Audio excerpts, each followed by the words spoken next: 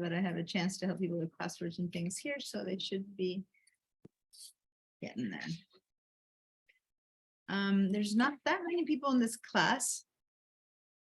We went from having like waiting lists to begging people to come. This pandemic has been hard for us, right? But it's okay. We're getting there. But I do know, I think someone signed in yesterday that doesn't have the info, so hopefully they just show it.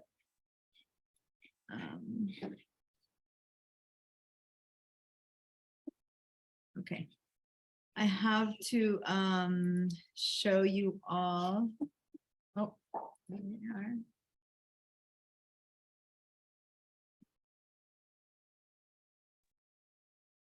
And I need sound. Hey, Leon. Morning, Hi, Andrea. Deanna. Good morning, dear. Andrea. Nice to see you. Always Hey, nice to Andrea. meet you, Deanna. Evel, are you still connecting from wherever you can? How's your grandson? I can't hear you. Everyone's muted. If anyone can talk, so I can set the sound here.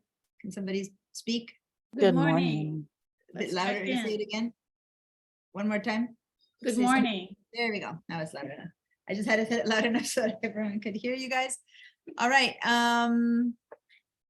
So one more second and I'll have you on the screen so that everyone can see. What's that?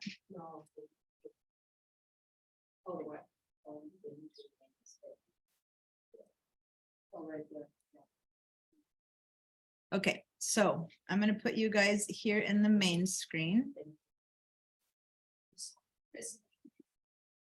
And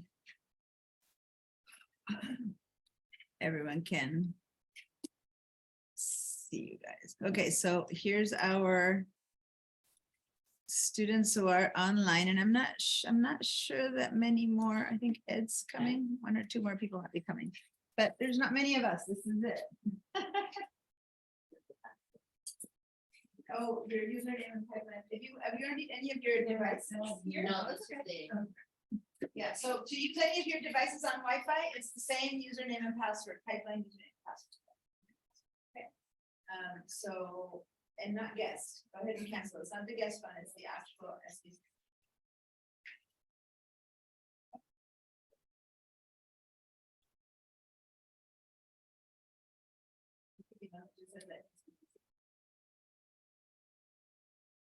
But,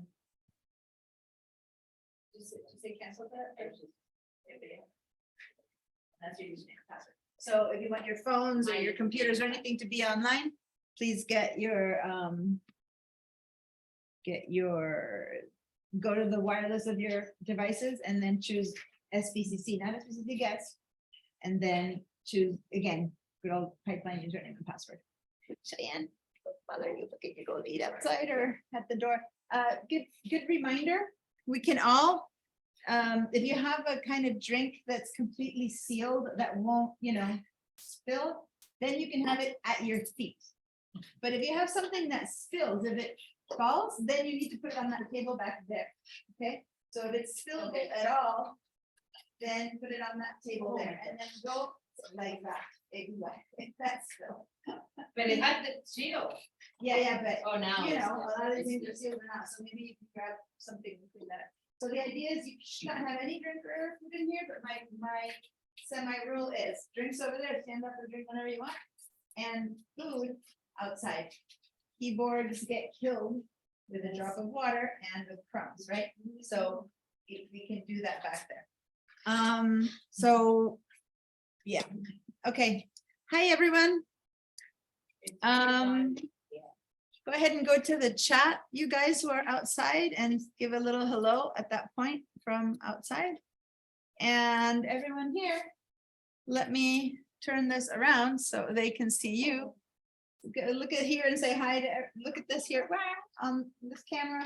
And that's you guys in person. So cool. Now, I'm going to actually join with this computer so it can be pointing that way, which is something I attempted yesterday and it kind of worked. Normally, when I teach the actual official hybrid, they're called HyFlex classes, I actually have everyone on Zoom, both people who are here and people who are at home. And then the class is like one, even though I teach it here. But this is not really officially a Zoom class. It's more like letting a few people who really wanted to attend, to actually attend from, did you have a chance to? Oh, yeah, I already saw this. Okay, great. What's that? Same username and pipeline password you've been typing all this time, yeah. Let me get to Zoom here and then we'll get jumping. We'll get hopping.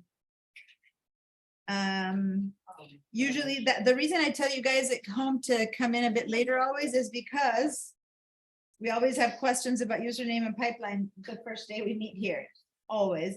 So we have to attend to that.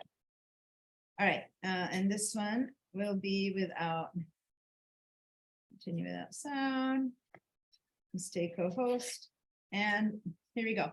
So this is me, because sometimes I go and talk to people and help them, and then you can see me when I'm doing that. Otherwise, yesterday people were getting kind of, when I wasn't talking in here, they couldn't see me, so I'm trying to find the right combination of making it work, because that's what we need to do, it make it work. Okay, so I have some things that I need to close up. There we go. And in a few seconds, I have material opening and okay, perfect. There we go. All right. So good morning. Good morning. I'm Diana. Some of you have known me, and some of you have known me for a long time, although when online. So and then Sam was here in the way past time when I was we thinking taught about at it, I was home. here when your 20-year-old was in junior high. My what? Your 20-year-old. He was in junior high, by the way. He was in junior high and he his grades are I was like, so like it's crazy. So, yeah, some people have seen, I people who periodically come back to my classes, when I teach the photography classes and stuff, I'll use photos of my kids. And they're accustomed to seeing these little babies and I'm like, they're going to college. I'm like, how did that happen? Time went by. All right, so this class today, create compelling content. Well, let me stand over here so you guys can see a bit better.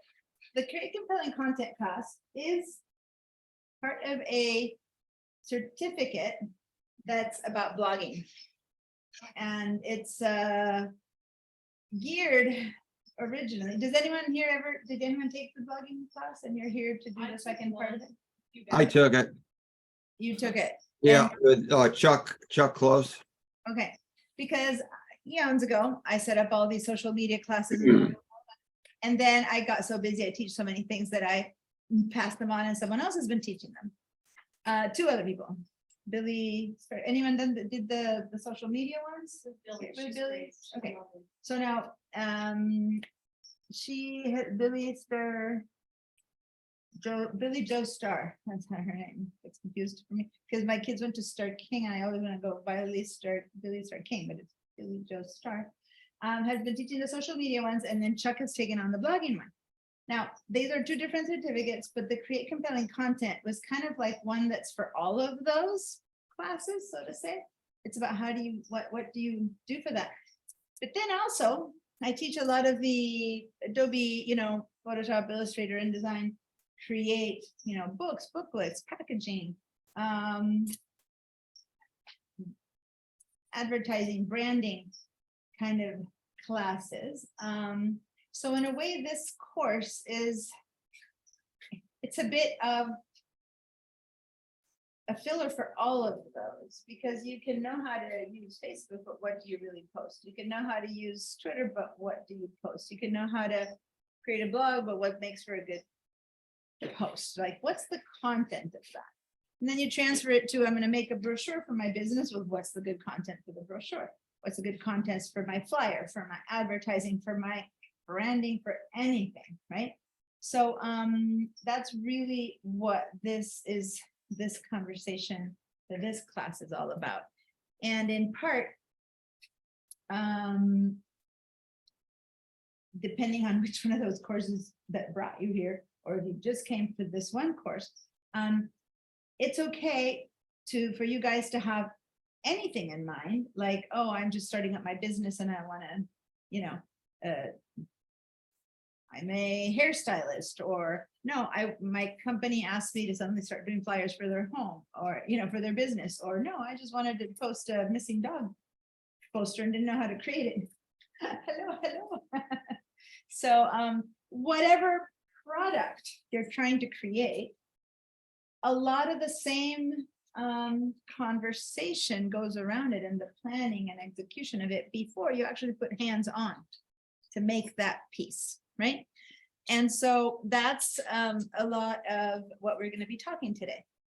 And again, a lot of my classes are about using the Adobe products, which, you know, professional level design and photography products. And there's so much more out there that's awesome to use, that's free. And there's also other paid products that are not Adobe, but in this class, I focus on the free ones that are complements to the official programs, so to say, right?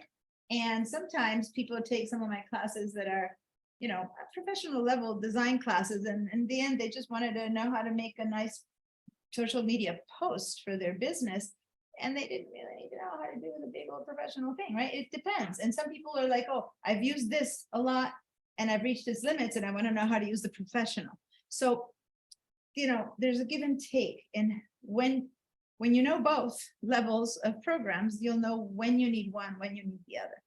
So if you've never been and you're not part of the whole Illustrator and design Photoshop kind of classes, you can still do a lot of amazing design and create a lot of amazing content and use a lot of the internet's free resources and know when it's copyright free, when it's not, that kind of thing. So that's the conversation we're going to have today in this class. Okay, how to figure out first what content you could or should be creating, and then, well, what exists out there to help you create that content. All right. So hopefully that's all. And I know that you who are on Zoom are accustomed to me that I'm always staring straight at Zoom at you guys, but now I'll be more like somewhere in between. Everyone's gonna feel half looked at, but I swear I'm trying to look at all of you. While I am not actually on the computer, I put them up there so you guys can see them, so it feels a bit more class-like, but they are seeing you kind of through this one here that I'm putting my hand in front. There's kind of the class-ish. Yeah, ish. So anyway, so everyone kind of knows who's here. All right. Can you come here and sign in and get a name tag, please? Here we go. Here's the roster. So see if I need to cancel this computer and say that it's not working yet. All right. So first we're going to talk a little bit, and I do have a survey that I'm going to point you to when I take you to the class materials. I'll point you to a survey that I want you to fill. And anyone who was in my class yesterday who didn't fill out the survey, please do so. I'm teaching Tuesday, Thursday. I'm teaching a class designing a newsletter, and then next Tuesday, Thursday, design a magazine, and then in between it's Wednesday and Wednesday, the two content creation classes. So there's some overlap of who's taking what. And I have a survey that I need you to fill out, but just to get going now, or I'll read the surveys tonight after you return them, right? Some of the questions are a little bit of what I'm going to ask you right now. I still need that survey, so then I have an idea of how to address the class later. But right now, how many of you, did you make a name, whoever made a name tag, yeah, with big letters, there you go. some people write their little names and then from afar, it's like my eyesight, just so yeah, and that's why I make big letters, perfect. So, by the way, someone else that I've only met online, quite a few of you guys that I've only met online, it's so fun to see you guys again. So, first of all, quick, okay, I don't want an hour of explanation from anyone, but like, what attracted you? Why are you taking this class? What's the project? What are you doing that this class called you? Right? Like, do you have, what's the reason you are here? What are you creating? What are you thinking of? What would you like to create? What's your project? What's your goal? Or, hey, I just like to learn and I thought I'd take one more class. That's a good answer too, right? And I want everyone to answer, so I have a good, there's few of us, so I have a good answer of what people are up to, because then I can hone my examples and my suggestions based on what you're up to, right? So who wants to start? Sam. So I already help a lot of people with their content creation. Okay, actually, hold on. Can you speak really loud so they can hear you? Can you guys hear Sam? Oh, Allison's coming in. All right, just a bit, just slightly louder.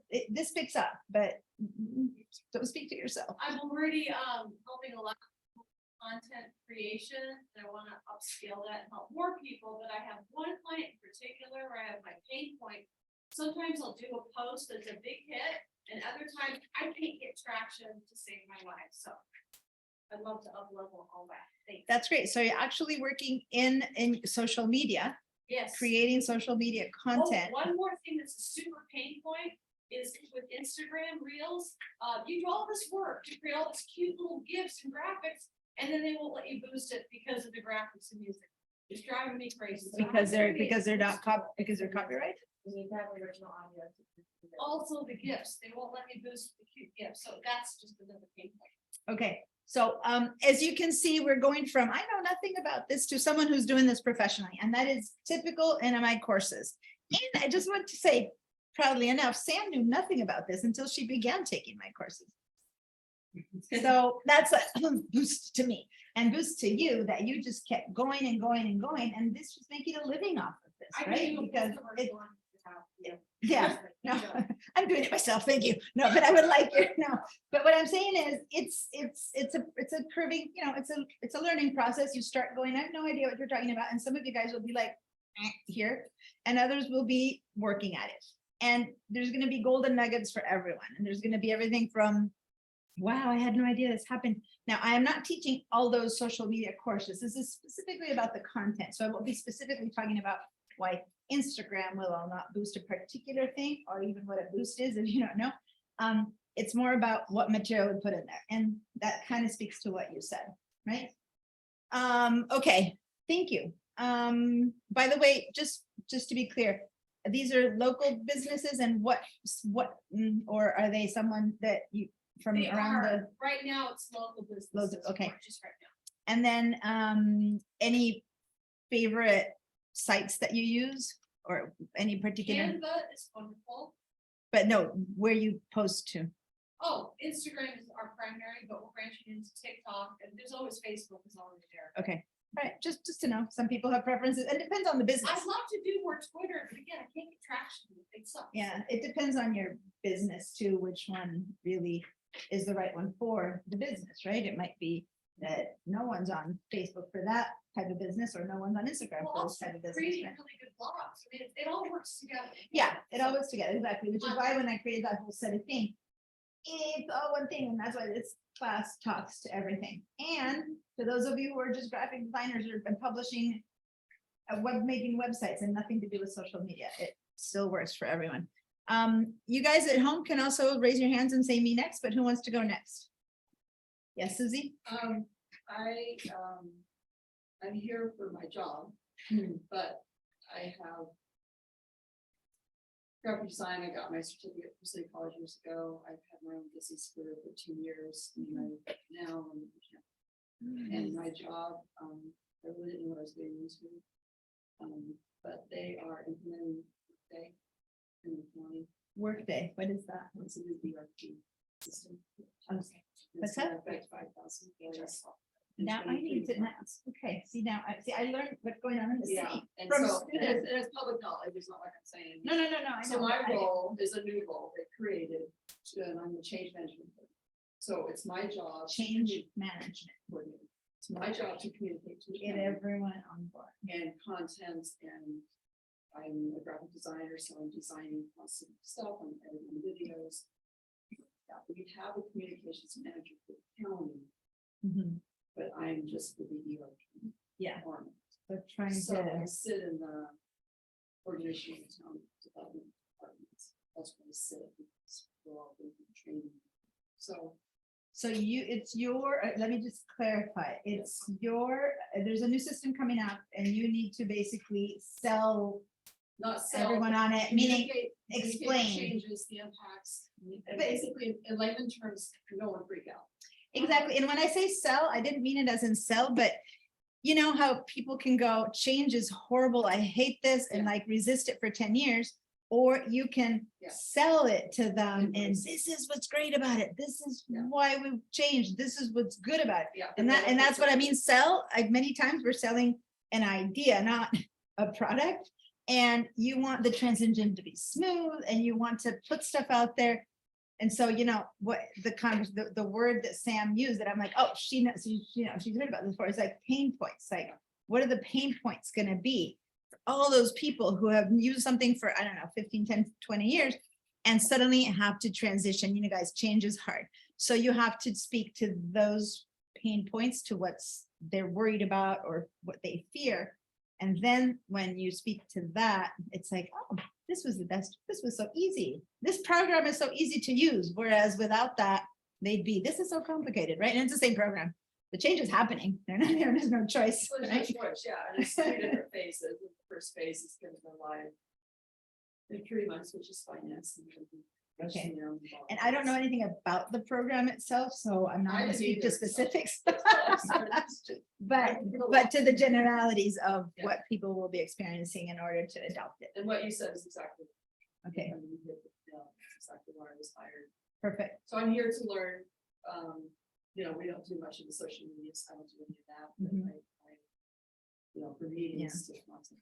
So it's And like- actually, that would be interesting because most people have to do this through social media or through marketing materials. But when it's internal, maybe there's internal channels that you need to address, and how do they work more as this official thing, or do they work more as social media? Can you use them in a way that you can persuade them, or is it just very formal and strict? Like how you use that information will make a difference. And as we speak, maybe we'll uncover some other information there. Well, I just designed their SharePoint site. I mean, nothing about SharePoint design. So I taught myself, Don't we always have to learn and learn? and but learn? it's specifically for children. What's that? We get to learn. It's Yeah. like, it's be constantly, it's, It's across the board. I always, sometimes I sit back and I think of a teacher who teaches something that's not changed in times anymore. And I'm not, everything changes, but there's so many things that just are the same each time. And I teach everything on the computer is constantly changing and moving. It's a moving target. I have to be learning all the time to do my job, and then like, 'cause I also work, that's right, and to teach. And whenever I stop using something for a while, I look back at it 6 months later or even a year later, and it's like, oh my God, this has changed so much. So it's crazy. And with Chat GPT, right? Yeah. And all of that. I have to say, today, I've had an experience last night preparing for today, where for the first time ever, I had been hearing from other teachers using ChatGPT for materials, and I was like, and I'll show you what happened, because it's actually something I did here last night. After I finished last class, I stayed and I was working on some material for today, and it was mind blowing. So it's exciting. It's for the good and for the bad, right? Because it's scary as a teacher. What are your students submitting? We have no idea. But then as a user, I'll show it to you. And it's just a bare beginning, right? But I can just see from now on, when I re-prepare this class, I'm just gonna be like, all right. I'll tell you why later. But anyway, you'll see it in a minute. So I was updating some stuff that was old and it was taking forever. And then I suddenly said, well, what if I ask ChatGPT? And it was like, oh my God, all the work I've done in 23 seconds. for me, much better than I had done. Anyway, okay. Someone who took yesterday's class emailed me right after the class ended and said, are you going to talk about AI in all of this, right? And that's when I said, well, I have a brief mention of it, but maybe I should do a little bit more. And so that's why right after class, I decided to see what would apply to something that he had asked on the email with that. And so it's just a little exploration, literally just an hour of doing that for just one of the handouts I was going to give you. So it's minor, but it just blew my mind. So I had used it. I had been thinking, I teach in the credit class, and I had used it within context of what students turn in, how do we tell, what systems do we run it through. So that was my connection to AI up until now, and to the fact that a lot of our applications, Photoshop, all of these are using a ton of AI already, and it's amazing the leaps and bounds they're taking and that kind of thing. But I had, and teachers were telling me how they were using it to enhance their courses, having their students look up thing and do that. So I figured I'd give it a try. And so today I'm going to have you guys maybe do a little exploration like I did yesterday to begin to think, how can I then apply this for me, right? You're still, and one of the things that I found out yesterday, because I haven't taught this class in a while, as I said, all these other teachers have been teaching these things because I've been teaching so many other things, but one of my big credit classes didn't run this session. And so Emma's like, well, do you want to do these? I'm like, okay, but materials have to be updated, right? And so that's what I was working on when a lot of the links I went to that 2 years ago or a year and a half ago, no one was talking yet about it. And now half of those links, many of them are dead or changed to how to have AI do your blog post, your headlines and all that kind of stuff. We were using as how to analyze your headlines, how to in the past. And now when I went to that same post, it's not just, it's so much, the same place that I used to go to is operating so differently than it did. The last time I looked into this about a year and a half ago was last time I taught this class, a year and a half, and things are blown away with respect to content. Okay. So I don't have all of the newest information. I'm as in everything, I'm learning a lot of it as well as you are, but it was pretty mind blowing. So I see your hand up, Leon. Do you want to go next? Your sound is off. I wanted originally to get my blogging certificate. I took Chuck Close's course maybe 4 years ago, and then nobody offered content. And I kept calling Emma.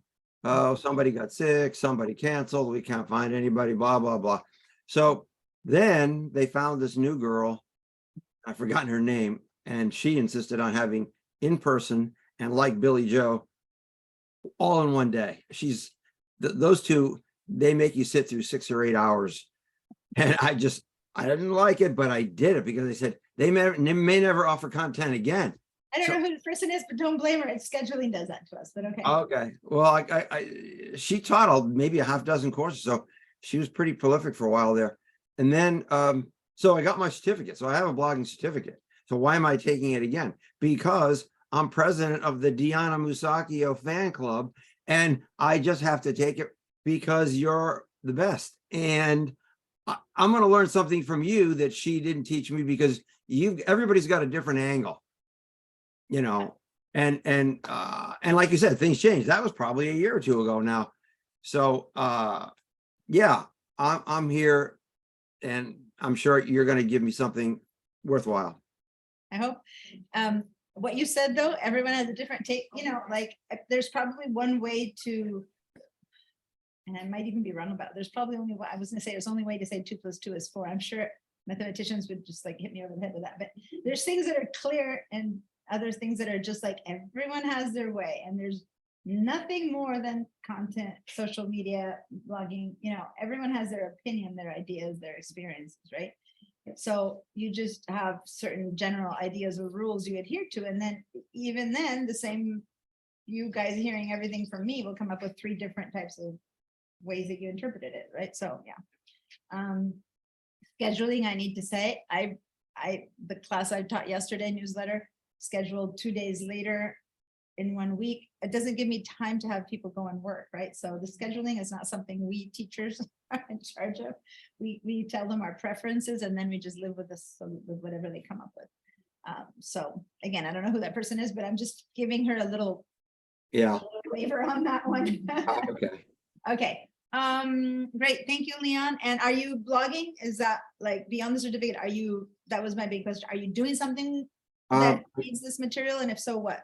Well, I mean, because I I took YouTube with Billy Joe probably 4 or 5 times. That was my platform. But it took me that A many business? Is it a hobby? Why are political you- political environmental talk. Okay. And so I had to really learn. I mean, she takes you so far and then, you know, you're on your own. Yeah, we Uh, only have 8 hours with you guys. yeah, I mean, I just you know, you call Apple and Okay. you're going, hey, Right. this is not our job. All right, that's good. So, It's hard to break into the world of social media. You do and work and work and work, and you take a long time to see the results. Okay, so if social media is what we're talking about, or, you know, blogging, or YouTube is a way of blogging, it's a video blog, but in the end, that's what it is all, you put out one thing, another thing, and you might need to put, you know, 200 or 500 things out before people begin to have a following or listening or something. So patience and keep trying with whatever you're up to, right? I have probably 500 videos on YouTube right now. Not a single one of them is to the public. It's recordings of all these classes. And it's so funny for me to have so much material and have zero. I don't do YouTube as a blogger. I only do it because I put these recordings up. But I have so many that I can begin to read analytics of how many students watched this video and how many students watched that video, right? How many people repeated this course or that course watching those videos. And so it's interesting because then when you actually put out a post or a blog that matters, that you want people to read, you can just learn so much behind who's accessing, who's not, what's working and what's not. But anyway, that's the YouTube class. But yeah, so what I'm saying is the more you do it, even if there's not that much response, after a while, when you have many out there, you can get analytics, which at first, you know, you have to have a lot of posts to get that. And then you begin to go, oh, well, this is working, this isn't working. And so, but when you're starting out, you just have to guess. It's the best informed guess based on a lot of stuff that you'll learn here and whatever, but it takes a while to begin to actually get real feedback from those posts as to, are your guesses working? You thought this was the kind of people who were gonna be your readers, viewers, or, you know, users, and you discover that no, it's actually this whole group is the one that's really coming to you and that kind of stuff. But until you post a lot, you don't get that feedback from those posts to know, right? It takes a while until you can hone in your stuff. Some people have captive audience. Susie has a captive audience. Some people have others just are going out to the world. So who that world is hopefully what we'll try to pare down a little bit in today's conversation. All right. Yeah. Should I face the room or should I face the camera? Just face me. Well, guess what? Well, I actually can just Here, scoot here, up here. here and do it like that. That's true. That one's there. Speak, tell all of us. Yeah, well, I might be in the wrong class, but maybe not. I'm basically writing a proposal for solo exhibitions in museums and. For your art? For my art, yeah, I'm a painter. I've been painting for 50 years and it's time for a museum solo show. So, plus also you're always asked to write statements about your work, artist statements, and any application you do, usually write something about the work, how you want to show it, what it means. So that's, I do have Instagram, Facebook, and Facebook. I've kind of withdrawn from posting. since COVID actually, but I imagine I'm gonna hire an assistant and I'd like to be able to direct that assistant to do it like you're gonna tell us how to do it or give us some clues. So that's basically, I just like the title of the course. It Mhm. didn't, I don't know that it mentioned social media, but it, you know. how to- Yeah, how to It not isn't, wanna it get isn't to- about social media. That's in a way, it's more, it's a bit more global than that, because if you're just creating a coffee table book, the information that we would have here still applies. But a lot of what we call content creation, that whole conversation, that whole name started when we began to have to create constant content, which is what so many social media outlets, because before, if you decided to plan a book, it could take 10 years to prepare it, make it, do it, finally it's published. But now with social media, you have to create stuff all the time, all the time. So it became this, you know, a much more intense situation. And so this whole like, you know, content and what is good content, what is good content? The word content became almost basically it almost means content for social media, except for since I'm also a designer creating all item material, I don't, the thought process of going into what I'm going to put in this brochure is very similar as to what I'm going to put in this post, right? So I know that in the end, it's that same conversation that you have had always about what am I putting out there? What's the goal? You know, what I want to say. And you have to go backwards in that process. But I So just wanted to- it- go ahead. no, I was gonna say, I've had. So Pamela's saying she's a painter, you guys, but I've had, the example I gave about books, I have a client who, writes, she doesn't write books. She's very high in her field of perinatal psychology, you know, so she's a doctor and she does research and studies, and she's written 4 or 5 books about those studies. It's not like she's a writer, right? So to say, it's not novels or something, but that's her out, and highly published, translated around the world for eons during her 40 years of life. And then about 10 years ago, she wanted to publish her latest book. And basically the publishers who, you know, her book's been translated, it's sold all over, they would not publish it until she had a social media presence. So I'm saying, you know, you're a painter, she's a writer, not even a writer, no, she's a professional treating patients, writing about it, but nothing now exists out there that has, anything that you make or create that's for the public, that's not personal, needs that background of social media. So when someone says I have it, but I don't post it, my own husband, who's a potter and who is an amazing potter and sells in real life, but I created all this stuff and he expected me to do the work. That's a whole nother job I don't have time for, right? It is a whole job to create content for social media. But people who do that, you sell online, sell much more. When you're a painter, if you have a following, then it's easier, and I'm extrapolating from other things, but if the museum knows that you have a following, more people will talk about it, and then more people will come to see the exhibition. So they're going to give you the space versus another person who doesn't have a social media following. So social media, however good or bad it is, really does affect what happens to you as your painters being shown, your paintings being shown or not, or in this case of this doctor, her book being published. So she had to she spent a year creating a whole bunch of social media. We worked on her website. It was one of those frozen in time websites. We updated that website stuff. Finally, she was able to get her book published. Nothing changed about her book. The book was just as good. She needed the rest of it for the publisher to say, okay, now we'll keep publishing your thing. So that was probably the first time that I became acquainted with how important this was about 10 years ago when it was starting.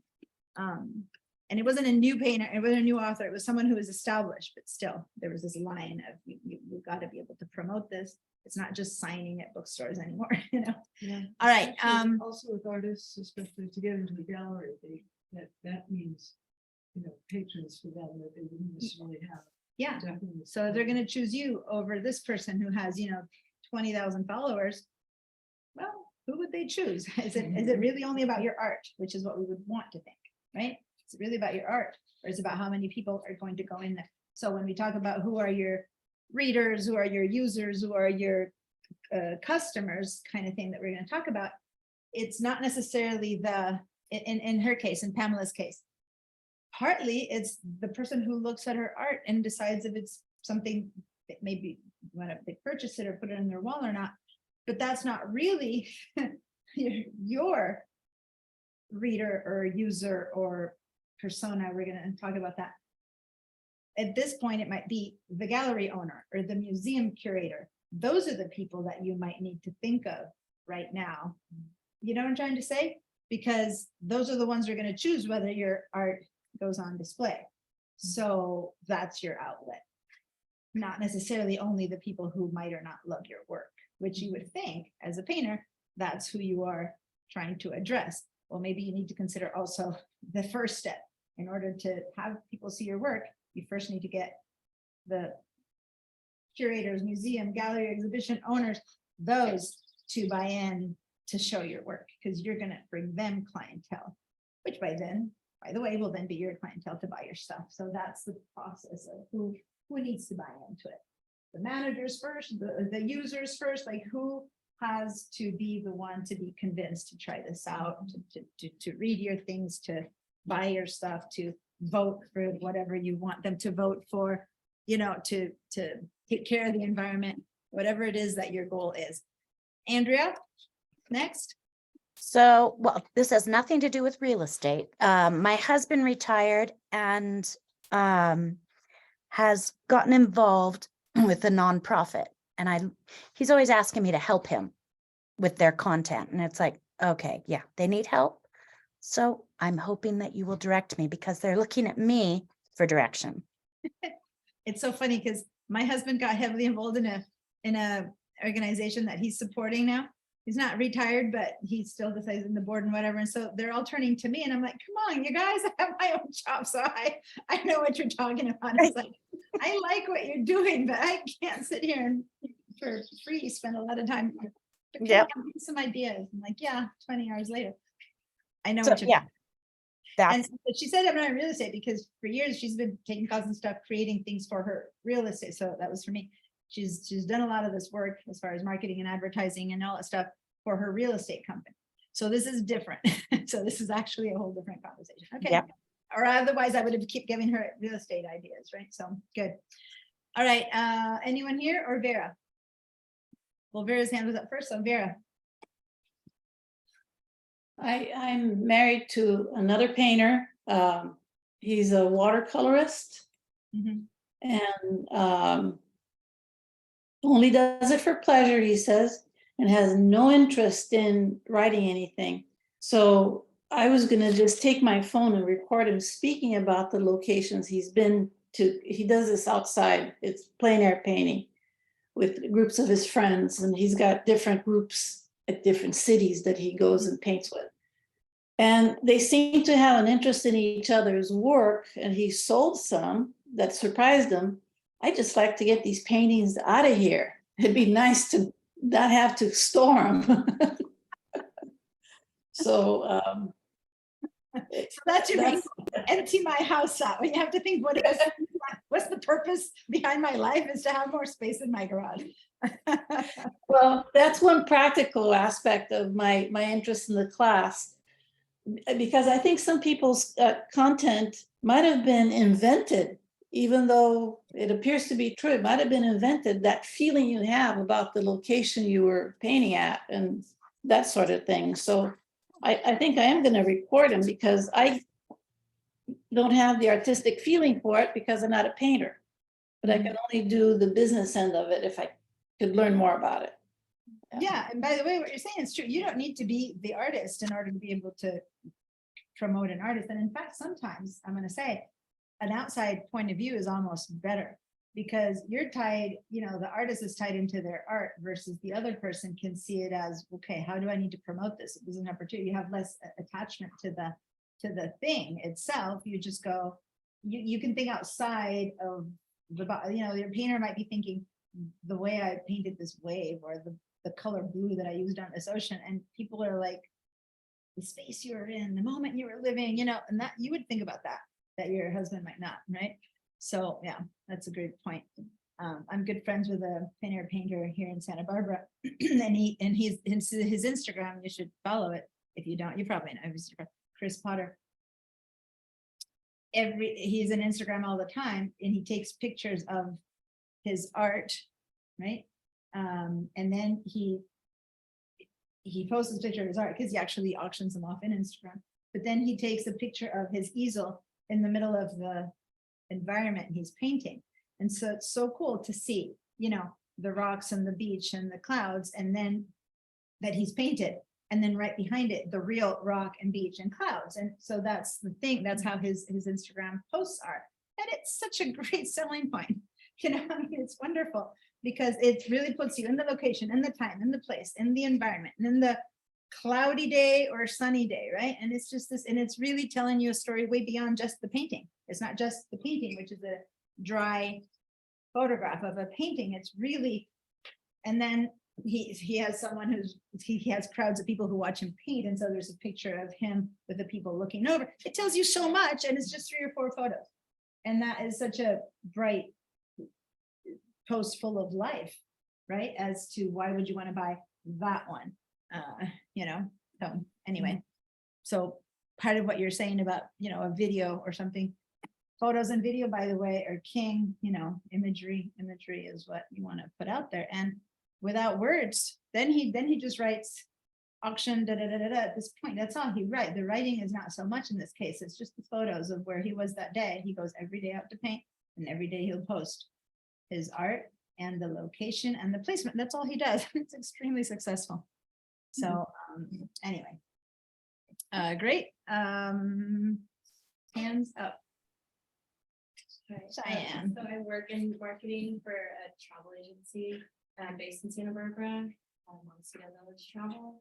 But we're remote. The marketing team is remote. We have like 700 independent contractors that are travel advisors based everywhere. So we sort of have like B2B and B2C marketing, lots of complex programs going on. For the people who aren't here, B2B is business to biz. Explain. Business to business, so it's internal. So that would be to our advisors, business to business, and then we have consumer campaigns. We run ads. It's lots of content, basically. Content all the time. Because a lot So- of the times you got to get another business to buy in to propose your business to their clients, right? So that's B2B. So like, who's your client? Is it like in your case, it's the employees, right? But then there may be other levels of inside of your employees. You might address different levels of employees. I don't know. I'm guessing here. But in this case, you have to get other companies maybe to refer to you.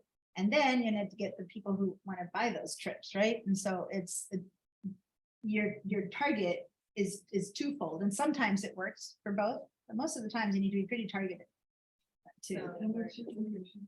I'm a marketing specialist. I feel like I should be manager at this point, but doing a lot. There's 3 of us. We have a bunch of accounts. I'm working on a newsletter right now for World Caribbean. That looks pretty good, but is anywhere that I can like dive more into Canva or learn about the other to get some content. So she shared with me also that because she's taking my digital type techniques and other classes, that with these, a lot of the products I'll be showing you today, some of them, many of them she probably already uses, which are, if you want the free ones or the easy ones to use, they're great ways to start. But at some point you want to do more than what they can do. But you got a long way to go before you exhaust the possibilities of things like Canva or Adobe Express, or which are applications that allow you to create final pieces, right? With template-based final pieces. But once you do it a lot, you get to a point where, oh, I want to do this a bit differently, right? And so then you need to do your own, which is why she's in the other class. But this conversation of this class is more as to who do those pieces address? What do they address? What do you do? Not so much the technicality of it, right? But yeah, if at the very least, you can start with almost pre-made things for you that already look great because they're kind of set up, right? And then you want to go further. So cool. But it can look gorgeous and say nothing, like say nothing important. So it's not about how it looks only. It needs to look good. It needs to have a great message, right? So that's key. So thank you. Thanks for sharing. Oh, and also you mentioned today someone that you were training in Italy or Switzerland or something like that, right? So in your case, also, it's global, right? Because who your audience is really matters so much. And it's not just the companies or, you know, is it going to be in other languages? I don't know. Or who are they like, is a piece that you make here then get translated by people in other places and the same piece goes out in other places, or does everyone create their own content? I don't know. Yeah, we also white label our content too, so our advisors can use it. So we white label our editorial emails and our blogs now, so. So when you say white label, some people don't know these internal terms of marketing. So can you explain a little bit? You know, you take so long to create material that you want to hope it's reusable, right? So So we just, explain. yeah, they can co-brand it, so they can put their logo and their information on our stuff, and there's no link back to our company. So we're making content for them to use on their own, for their business, for their travel agency. And is that, by the way, something, something the rights to do that they purchase, or you offer it, because it's different, as a premium so that they will advertise you, you know what I mean? Yeah, our advisors, they pay to be, we're a host agency, so Okay. they're already paying in that way, so we're offering that white labeling blog as a free service, the tool that we are offering that. And because I'm going to talk about that, the whole point of social media, or in this case, offering it, is that you want to be able to provide added value of some kind or another. Like, why would they choose you as a painter over another? Added value, you bring 10,000 people. Why would they choose her as versus her company, versus another company? Well, because not only do they provide the same services as other companies do, but look, they give me all this stuff that I can easily just slap my label on it and I got content, right? And who knows what other things. There's companies now have to produce content just to give it away for free. And on social media, you don't sell. You don't sell yourself. In this case, I just gave an example of Chris Potter, who does sell his stuff online, but what he's selling is the whole thing, not just the piece, but he actually does sell the piece. But most of the time, social media, you don't sell a product. If you do, people stop looking at your stuff very quickly. If every time you propose something, what you're doing is you're selling your product. What you have to do is added value. So maybe what you were saying, Vera, is perfect, because it's not just the piece that your husband painted, but it's the story of the environment, what was behind it, and people get a richer experience of that place or moment that it was painted. Or if you're a painter, you might have little posts that you talk about how you mix these paints to create this new pigment, or why are these brushes better than those? I'm totally like, when I give these examples, you guys, I just like, I'm flying off the seat of my pants, because you know your business, but not me, right? But what you need to do is give people a reason to read you versus skim past you and go to someone else, because they get value out of what you do or are. And hiring that company, and maybe there's other things, but one of the added values is they get some of the sites that I'm going to point you to are marketing sites. They're trying to get a client to work on marketing to. But what they do is they provide guides about marketing, pointers about doing this and that, which if you're new, you go, well, if I hire this company, I'm also learning, right? So there's like, they download booklets and handouts and flyers and stuff, because they want to train you. Why? Because that's the added value, that premium that you get for free. While if you buy from this person or hire this person or subscribe to their newsletter or whatever it is that you're trying to get them to do, right?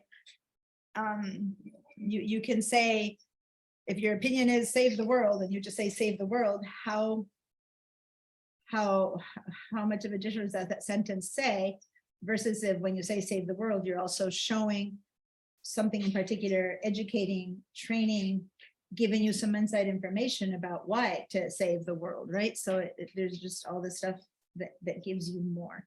Cool. And by the way, it's not that I'm trying to make the introductions long, it's just that this is part of the class, right? Is extrapolating from what you say, having people when she talks about travel, you think about what it means for you and you and you, like we all like put yourself in the brain of, how would that work for me? I'm selling a toothbrush.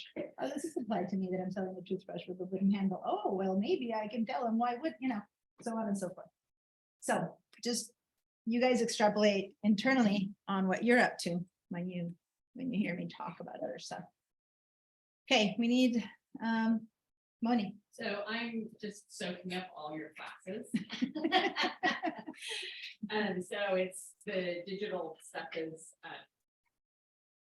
more new to me. Mhm. And I have my fingers also in nonprofits Mhm. and teaching and things like that. So I'm just listening to everybody, I got also so many more ideas on how I can already help. Mm. So I'm just here really to soak it up. I do have I work with my friend, we have a online cooking class company called Simply Chalet. And Send me the link, you guys. Send me links to anything that you're already doing. I Yeah. would love that. Because then between here and next week, I'll just check it out a bit. And then it's easier for me to give even better ideas or suggestions the more I know what you're up to. But yeah. so obviously, when we send out the little, oh, hey, these are the upcoming classes, she puts little recipes and things in there. But it's the whole thing about the added value right there was like, making sure that that's, relevant. And then for the nonprofit stuff, for me, it's really also about communicating and trying to get, I'm dealing with the bands at the schools. Oh. And communicating with the parents and trying to get that more involvement. So, I'm just here to soak it all up. Have you been in any of my classes where Pilar Montes is in it? The strings, Oh, the first one. Adobe, the website. Yeah, she's a student who again began from nothing and she just supported this organization and now she's in charge of their website, their social media, everything. I just got something today saying we got voted second runner up and come to our, anyway, it's a strings high school kids who play string instruments in Santa Barbara, right? And so but anyway, she was just an interested parent. And now she's just doing it all and just from soaking it up like you're doing and learning and just trying it, right? So good. Yeah. And Moni started my classes, my art classes, knowing nothing. And you should see the stuff she's creating. She's only taken one round of them. Right. So yeah, some people just soak it up. Soak it up. Sam, I pointed out someone who started with nothing and she's living off of it, right? So it's cool. It takes practice. But it's cool. Anna. I'm here. Thank you. With my job. Let me I'm just. just coming back to real life. Mhm. I'm just, I went to, I don't know if I can explain it. I don't know how to say it. I did not know what's going on with the world. And this is the reality. I get into this class because I like computers. Mhm. And I like photos. Mhm. But I don't know what to do. Yeah. So since you don't have much to say about yourself, I want to everyone else know. Anna started maybe a year ago at this point taking some classes and she really knew nothing about computers, nothing. She was in my basic computer class. I will teach some of those. Frustrating, didn't do any questions and this is not for me. Every time she says that, she always goes, oh, go back. I did this. I mean, It's right? And I'm like, it's okay, just soak it up, take what you can. And my class the other day, when I go on break, she sits and helps people. She online tells everyone what to do because they're asking questions and I'm on break. Okay, and this is who less than a year ago was like, this is not for me. So guys, just believe in yourself, okay? Because you're getting there. You're getting there. Maybe you're not doing any content creation right now, but like let me say, you're soaking it up. And then it'll be your turn that when you get to the place where you're confident about that, next thing you know, I do have something I want to promote, or I do have something I'd like to say. And maybe it's just the bake sale for your neighbor's kids. Like it doesn't need to be a big product. It's how do you how do you approach anything that you're creating? And that's why I try to tell people of my other classes that this is a how you would start with any project you're creating, even that book that is not going to ever be on social media, which by the way, now you know, should also be on social media. What's that? Yeah. Well, and by the way, there's there's people everywhere who are and more rejecting it if you want, right? Because there's more people. First it was like, whoa, and then people started going backwards. But you're still, that's still the minority of the people. And it's become something that's so ingrained. Like people, I was thinking business cards changed so much. Business cards used to have people's phone numbers and addresses and street address. Business cards have just the name now or the company, and then just boom, social media sites or links or a QR code. That's it. That's a business card now, right? So however unconnected you might be, if you get one of those business cards and you start getting those again and again, you finally go, okay, I guess I better figure out how to reach this person. I got to figure out how to scan a QR code so that I can go online to see their website because I'm interested. I need this service, right? So, you know, yes, for some ages of people, things change slowly, but for the younger generation, it's just their life. It's just how it is. And by the way, not a single one of my kids would even dare be seen on, you know, Facebook. And Yeah. my 20-year-old is on Instagram, and my 16-year-old and are like Instagram. Ha! That's for old people. It's on TikTok, right? So every generation has their thing. And you, as someone who needs to appeal to them, has to figure out where is your population? Which one of these are the ones that matter to me? And even if right now your population might not be TikTok aged, when it first started a few years ago, people were like, oh, that's just for teens doing whatever. Guess what? Everyone's advertising on TikTok now because it's the next big thing. And at first people totally, I mean, I remember 3 years ago in the pandemic, everyone's like, oh my God, that TikTok thing was so ridiculous. There's like, now there's all these instructions of how to brand yourself and how to protect yourself on TikTok. And you have to keep adapting. Each one has their own way. It's hard to say top. Because I and have Instagram. When I teach the social media classes, every time I teach them, I go in and look for the latest stats that say, because each time you go, it shifts, every year it shifts, but basically the one that has the most bazillions of people always is Facebook. That doesn't mean it's used anymore the way it was at the beginning, because Facebook has become something that everyone has because their parents have it and their grandparents have it, which is why everyone still has it. But that might not be where their friends are, right? Or where they're not checking it every day anymore or something like that. So even though it has the most humongous amounts of millions of followers, it not be the one most relevant to you, although maybe it is, because that's where people who are interested in what you're interested are in, right? So you need to explore them all, and I'll let you take all the social media classes to figure that out because of all the things we need to do. I don't have the latest stats. For a while there, Pinterest was humongous. Then it became a whole different kind of thing, and it's still big, but it's not the place. I mean, anyway, you just need to see. I was wondering. Addiction based. This is a writing course. Do you do writing? Do you write? Oh, yeah. In what area? And my personal, it's like a diary that I have. Because I wrote in my. Allison, Maybe that. I noticed, are you there? That you joined us when we were in the middle of talking, and I haven't acknowledged you were there. Can you hear me, Allison? Someone online, someone on Zoom, Allison. Are you there? Okay, I need to figure out who you are because I also need your last name, and you might not be in front of the camera right now. If so, if you're speaking to me, you're muted, and if you're not speaking to me, then because I don't see an Allison on the roster. Oh, there it is, Allison Cuevas. Okay, you are there. Okay, good. Okay, so I'm putting attendance to you guys who are online. Just came in. And Bigeti. And Vera.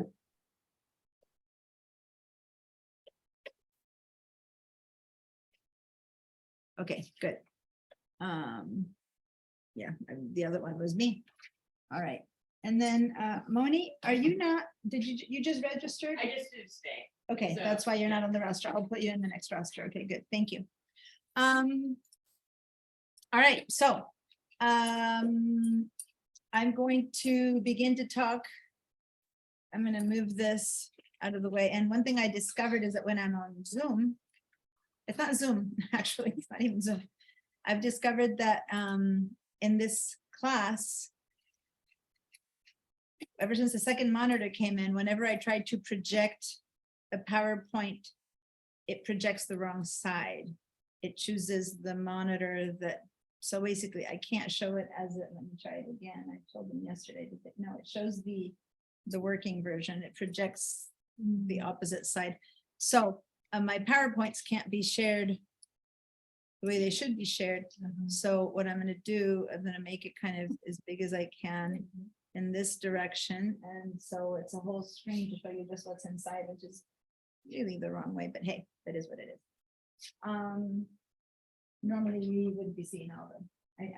I need to get tech support to have the projector project differently. But anyway, so let me share this screen so that people at home can see this as well. And we're going to, I'm looking at the time though.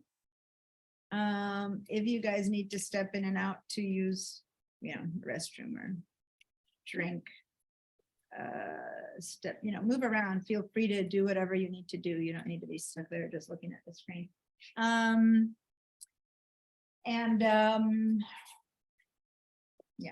All right. So quick little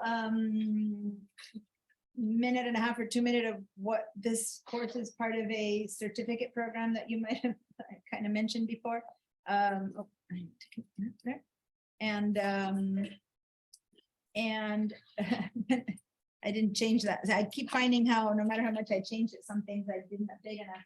This thing says powered by hold on. Battery there. Yeah. It says powered by lynda.com. And let me explain that because lynda.com doesn't exist anymore. Lynda.com was purchased by LinkedIn. So when these courses were created, it's a type of course that was called a flipped class where we meet for 8 hours to do work, lab work, so to say, but you were supposed to be watching videos and learning and on your own. And then here would be the practice, right? And those tutorials and videos were on lynda.com. They still are there in linkedinlearning.com. And for the most part, for the other courses I teach, they're still there. But for the social media ones, the ones that this course was connected to, their lynda.com changed them because by now, social media changes and they're outdated. So I'm coming up with a new playlist. I do have a playlist for this course, but it's older information. So I need to see what LinkedIn calls them now, and I'll send you guys a list and I'll show you where to access all those so that you have a week or later to, you don't need to do it between here and next week. But as much as you do that, those are the ones that would be good for you to learn, because it's not like there's one tutorial, one called this is everything you need to do and it gives you everything. Rather, there's a whole bunch that I'll take a chapter from here, a chapter from there to kind of give you more of a rounded information, because you can spend hours and hours on those getting information you don't need. So I have to set that up with the LinkedIn ones, which have shifted. So I can, some of them are still there. I can give you some of those, but for the most part, there's a change. Now, Career Skill Institute, that's who we are. Woohoo! We give you here, this is an important thing. We will provide you a digital badge if you take all of the classes that are part of the certificate. In this case, this certificate is the Blogging for Business digital badge, which has a setting up a blog and to create compelling content. Now, you might be taking it just because you want to create compelling content. That's it. And that's why a lot of the materials that you'll see in the handouts are geared towards writing blogs. But again, to write a good blog, you have to have the same input as to make a good social media post or to make a good brochure. I've said that enough. It's basically transpose that information because it's all about what message are you trying to perceive, to send, right? So if you want this, if you do these two, you would get not only a paper certificate, you know, the kind little gilded edges that they would give you at the front office. You need to tell them I did both, and then they'll proceed to that. But also you'd get something called a digital badge, and that's something you attach to your resume. You attach to, you can, you know, you can send it to your boss or whoever is trying to hire you, and they can see this digital badge attached to your resume, and they can click on it, and that takes them straight to a site and the web page that tells them everything you've been learning, right? So that's the value if you want a digital badge. It doesn't just stay on a little piece of paper on your phone, but it actually provides you something that you can then maybe use to get a raise or get a job or whatever it takes. So anyway, that's all of these certificates that we're offering here are once you complete all the options. Sometimes the digital certificate will have 4 classes and a couple of alternative ones. This one is just those 2. All right. So here's the LinkedIn Learning video tutorials that I'm going to, I changed it to that name, but I haven't really changed the playlist yet. And a lot of the beginning of this course is reviewing stuff from the blogging class that didn't get taught this time, right? So we're going to skip a lot of that review. But in that review of blogging class, we did do a lot of the conversation of how to address your audience. So I'm going to bring some of that back into this one. But to really have the complete information, you might want to also take the top one again, not necessarily because you want to blog, but more as a whole idea of how to, and consider that putting YouTube videos is blogging, or doing stories in Instagram is blogging. Like all of that the overarching word could still be blogging, right? It's basically telling a story in some medium about who and what you are in order to get people to read you, buy you, give you an exhibition, happily buy into the new system that got placed in for you and that kind of thing. So read that word blogging or the word product as whatever you're trying to do, even if you don't have a product. If your goal is to get people to not throw litter on the beaches, you know, it's still your product is changing people's mind. Does that make sense? Like anything that we do, keep your mind in mind that it's beyond like a particular thing you're trying to sell. Yeah. I just wondering, is this being recorded, the video? Actually, it is being recorded only because of the participation of those people at home. So you will then have a recording available, because it shouldn't, because it's not an online course, but since it is, and I am, it is. Quick answer, yes. Anna. And we have a copy. Mhm. Yeah, I have the handouts, the class materials handouts is usually in the shared Google Drive, and I'll take people to it later, and I'll put a PDF of this one there. But since I was changing some stuff up until this morning, because there were some things that were pretty outdated, it's not there yet, but I'll save as and put it up as soon as this class is over or during the break. All right, so the broad definition of content, okay, anything, no matter what, that communicates, and this is the part that I want to say, meaningful information, okay? That's the key word here, meaningful information, and we began to broach on it already. Let me turn my slide a bit up.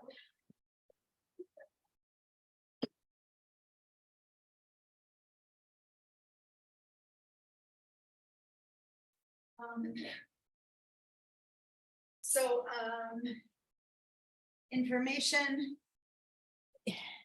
you can ply someone with hundreds and thousands of books and tell them read this, and that's not, you know, someone who can extract from there something that really matters and say read these 3 paragraphs, and that could be meaningful.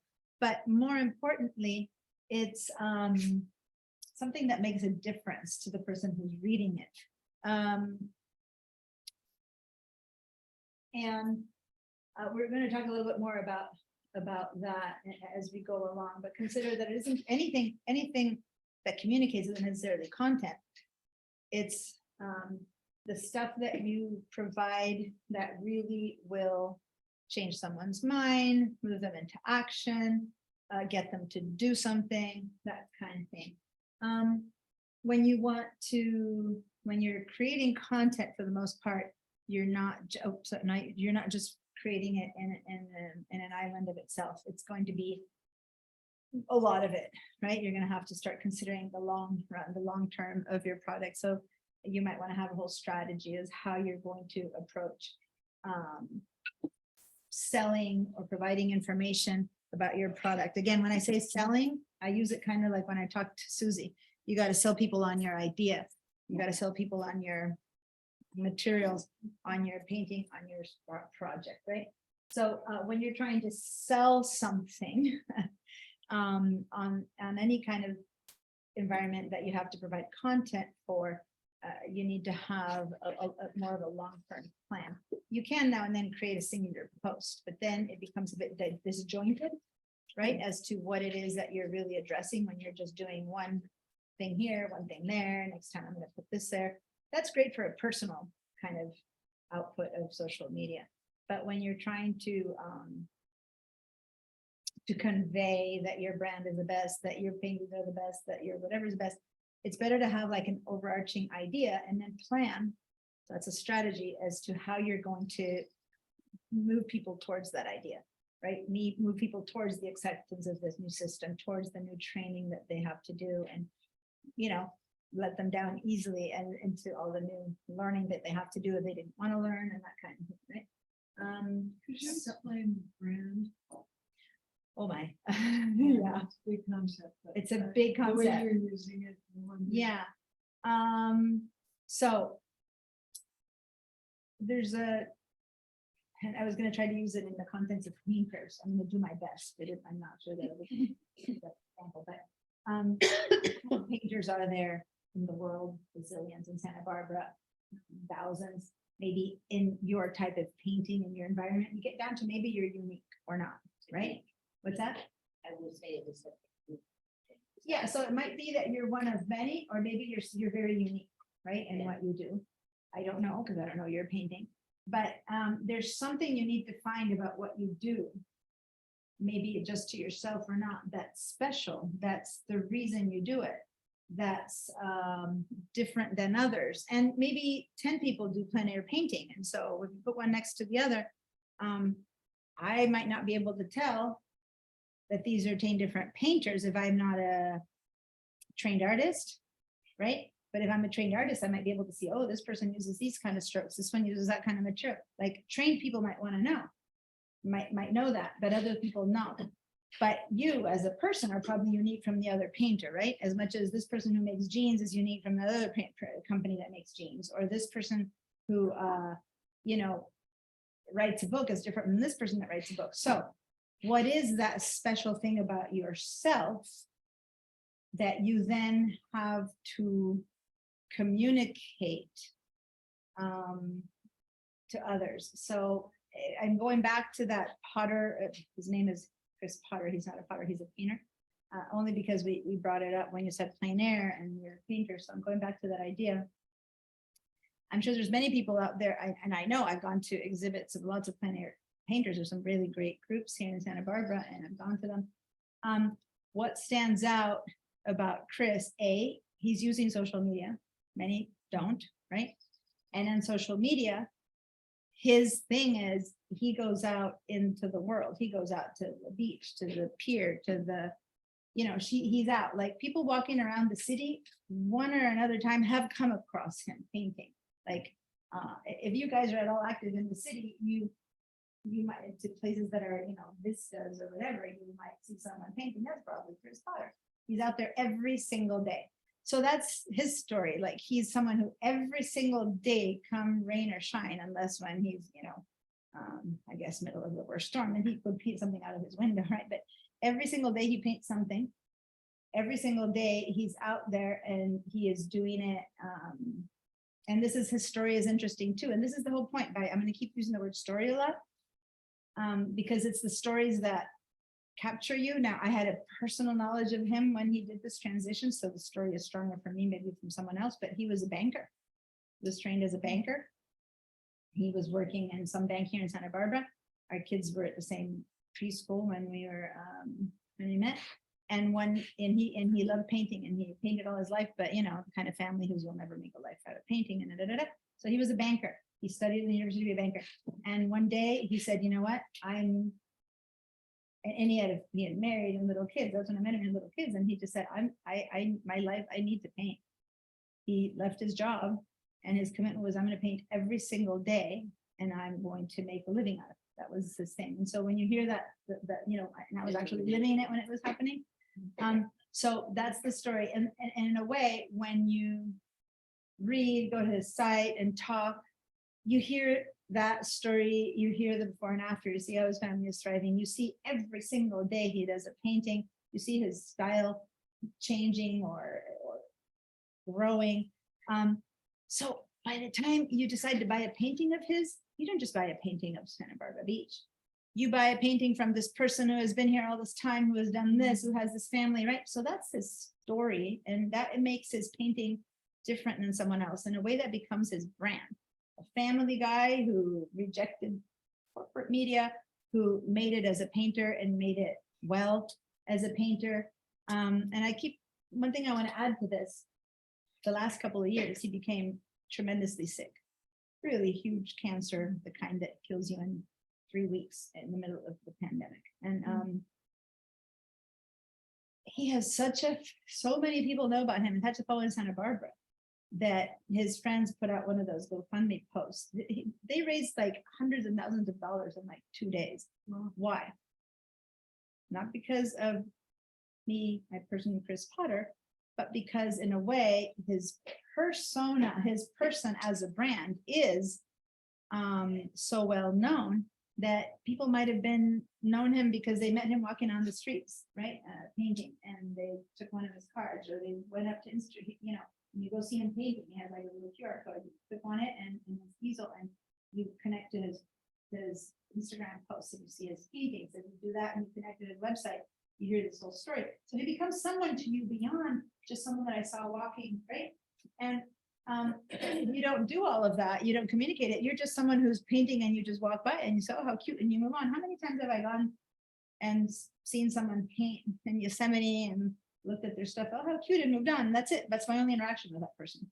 But if you dig deeper and you find out more, now this isn't, you're not branding yourself as a person, but because he branded himself as a painter, people were connected to him personally. And next thing you know, he had this humongous amount of money in less than a week to his GoFundMe for these special treatments and techniques. He went to New York. Anyway, I don't know, at this point he's in remission, but it's still like, he's probably going to die very young and very soon. And people really hurt because they got to know him, right? I was just gonna ask you, if I'm still alive, because I was a sales manager. It's hard, like I talked about.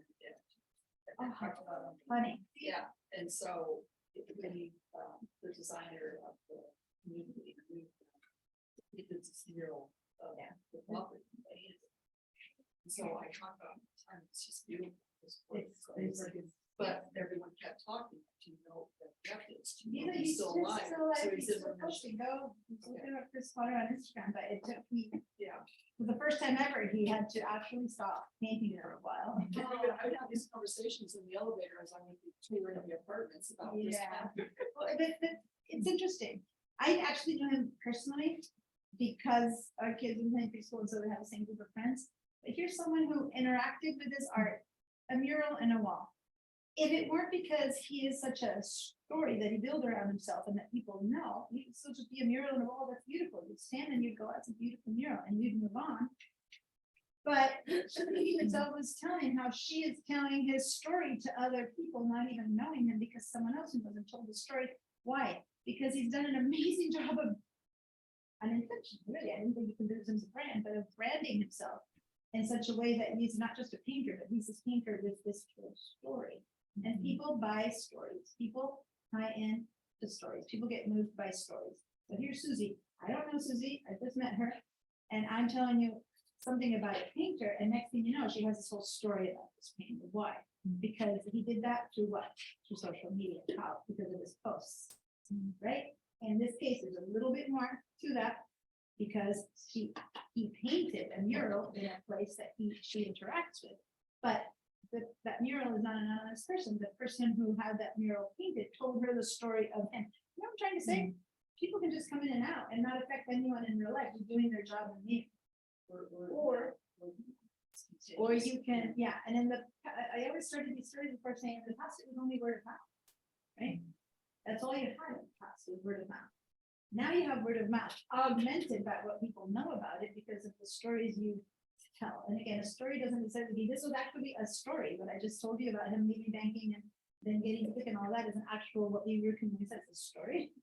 But stories can be also the story of what you tell, and we're gonna use the word story a lot here because that's really what social media marketing of any type really is. What story are you telling about your product, your brand, the shoe that you're making, the leather bags that you create that are different than the leather bags that he creates, right? And whatever it is, one of my students here, so funny, I always remember her because it's unique. She made little baggies for, and this was, she was my student in my web design class, or in my social media classes, like, I'm saying 8, 9, or a lot, I don't know, a while ago. How long. The pandemic has distorted my time. I used to know if something that happened at a certain time, and now there's like this. I can't really tell when. But anyway, when she first stood up to describe her product, it was probably one of the social media classes that she said, I want to be able to promote this product, and everyone was stunned. She was making poop bags for dog walkers.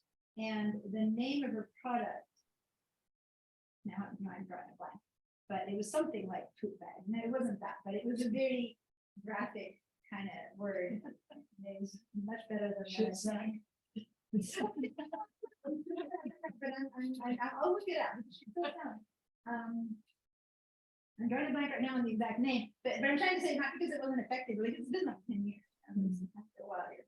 So say, okay, this information, that's the part. Okay. And it moves on. But the whole point is that she didn't just have a little bag that you can attach to your leash. She gave it an interesting name that was intense but not disgusting. So I don't remember what the name that immediately woke you up to, oh, what's that? And so everyone in class was asking her. Next week, they asked her to bring, she sold like 3 of those things to people in class. But it was also the story about how it came about and how she was telling us where this little, I'm gonna call it dog walking poop bag came from. And as when we looked at her site, her website, it was bland. And here she was engaging everyone in all these stories. And I'm like, that's what needs to go in your site. That's what needs to be in your posts, because her telling of it to us was so interesting, and her website was bland, and she just had a photograph of the bag, and it was like you couldn't even tell what it was, right? And so she started making some a bit more humorous posts. She began to, create a different kind of materials, and began to translate that into her product.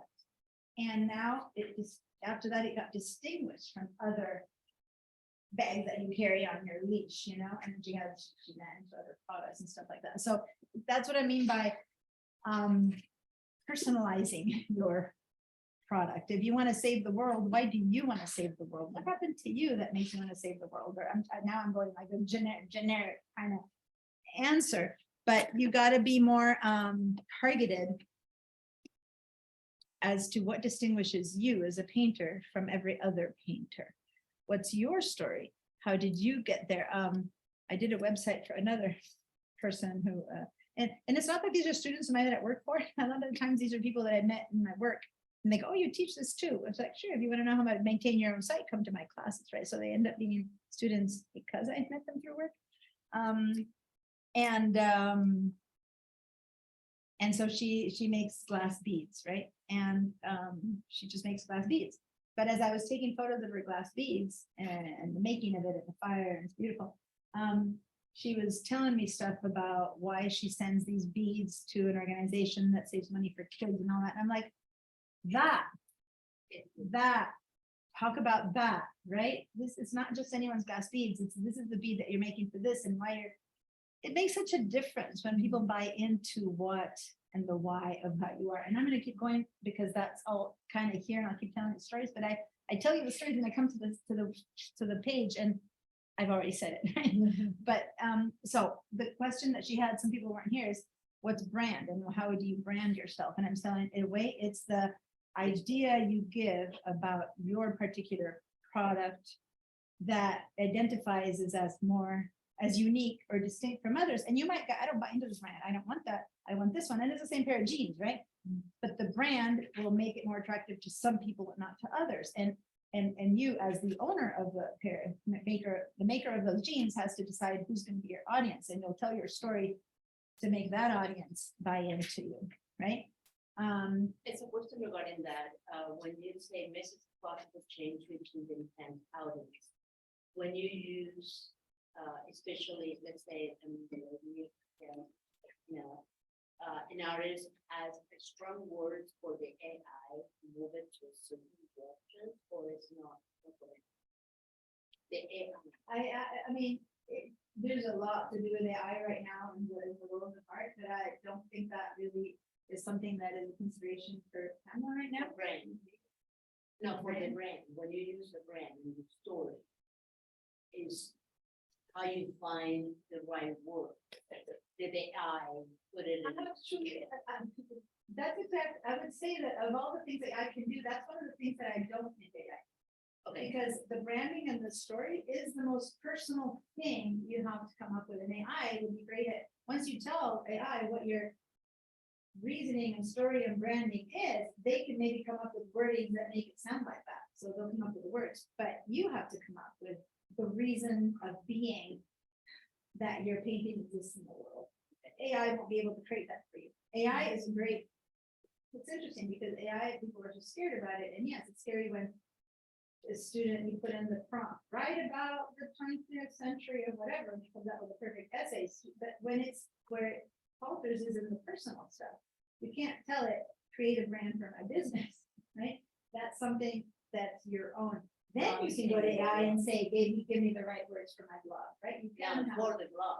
you can have, once you have the right Marketing. input, once you tell AI, the clearer you are on what your story is, what your brand is, what your goal is, what you're trying to sell, if you input that into AI, whatever version, be it art or words or whatever, it will probably come out with a product that fits your need, your voice, your brand. You have that voice a lot too, which is once you know who you are, the voice that you speak with matters, right? So are you going to be someone who's representing something that's gonna, who you are speaks to people because of how you say it too.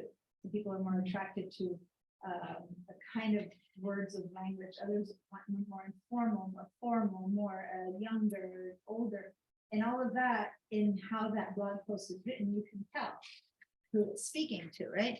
And so that would be the voice of your brand, and you want to be consistent. You want to choose and not sometimes speak in one way or another.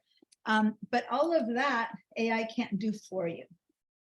You have to establish all of this yourself, and then you come from there. And I'm trying to think of ideas of this. I have so many examples from people, but I always like having people who have something new to tell me that I don't know, because then I start thinking about ideas that might work or not work, because I'm not in your business and I don't know your job. But this internal kind of having to train people on something new, that's a place where you need to decide what's going to be the voice, if you want, of that training is really important. Are you going to be a buddy here? We're all into this and let's do it together. Or I am telling you how to do this and I'm just going to cartoonish stations of it, but it will make a difference in how it'll be received. But how it will be received comes from the person putting that information out, right? And so what voice will you use to tell people, hey, got it with it. You got to do this because, hey, it's happening. Or I understand, you know, that there's concerns, but hey, let's adapt together. Or God, we're all being attacked by this new thing. There's the victim, the authoritarian, the person like we're in it. Those are all different voices, right? And you have to choose what's your information going to come from towards your customers, and whoever those customers are. How do you think they'll be best received to do the best job possible? You don't want to have a revolution and say, I'm never going to use this, or I'm going to leave this company because they changed my systems. You want people to adopt it gracefully what's the best voice to speak in to get that transition to happen. Like we're all part of a team instead of we're telling you to do this, you know, and so that's shows choices that then will inform all of the content you create, right? Versus if sometimes you come from authoritarian, sometimes from, yeah, I'm the victim, and sometimes from, hey, we're trying to do this together. They don't believe you when you say, we're doing this together. The last time you said, guys, get with it, it's coming from above. Then next time when you try to be their buddy, they don't believe, you know what I'm trying to say? If you change that voice, people will only believe the one that you want, that they're more afraid of or concerned about, worried for their jobs. If I don't adapt, I'm getting older, I'm not gonna have this job anymore. You know, there's all these fears when things change. And how are you gonna speak from should be always from a consistent place. And then they can choose always to hate it or love it, but don't confuse them because then they stop being receptive to your message, right? I don't know how much of what I'm saying No, yeah. well, it's applies, funny but because the other side is I still have my business 13 years ago. I built a brand. Dog industry. And, maybe you know this. and about branding and, you know, I started with Etsy when Etsy was 3 years old. Nobody knew what to say. Yeah. So we kind of, Mhm. but branding is very important. It is about the story. It's why you create who your audience is, why you're targeting, you have a strategy. Yeah, you wanna stand here? Yeah. Well, I did teach a class about it, but I mean, but It's really about, it's. say that again, And and I'm it's so like, important, what you said, it's about your story, because say again. tell the story and tell them why you did it, why you started it, get emotional about it, get involved, get them emotional about it. You know, there's something in there that's gonna relate to you. That's how I sold. I went to the Country Living magazine and competed against 1,000 people to get in the magazine for a new line. I had the editors in front of me. This is what I talked about, why it meant to me, and I had them in tears by the end of the story. Because it was about my dog who died, and that's why the business was great. Now I don't have a dog to this day, but I have a business that says that. And I always say you don't need a dog, you just need to know. And in her case, me, person who goes on Etsy, if I don't bother going to the about me or whatever, I just see her, and I'm gonna go back to the Dr. Bender, how your product was. One day I'll go back, another guy, I'll choose whichever I like best. But backwards, if I read what magazine or what is It was Country Living Country magazine. Living. But if I'm a Country Living magazine person and they featured products of the week, you know, kind of thing, and I switch, I'm only gonna see hers. So I'll go, oh, that's a good one, and I'll go look for hers, right? But why did I see hers? Because she told a story of her product that made the publishers choose her over someone else, which is a bit you. Why would you get that gallery show and not another one? Because when you talk and meet with this person, it's not just your painting that sells itself.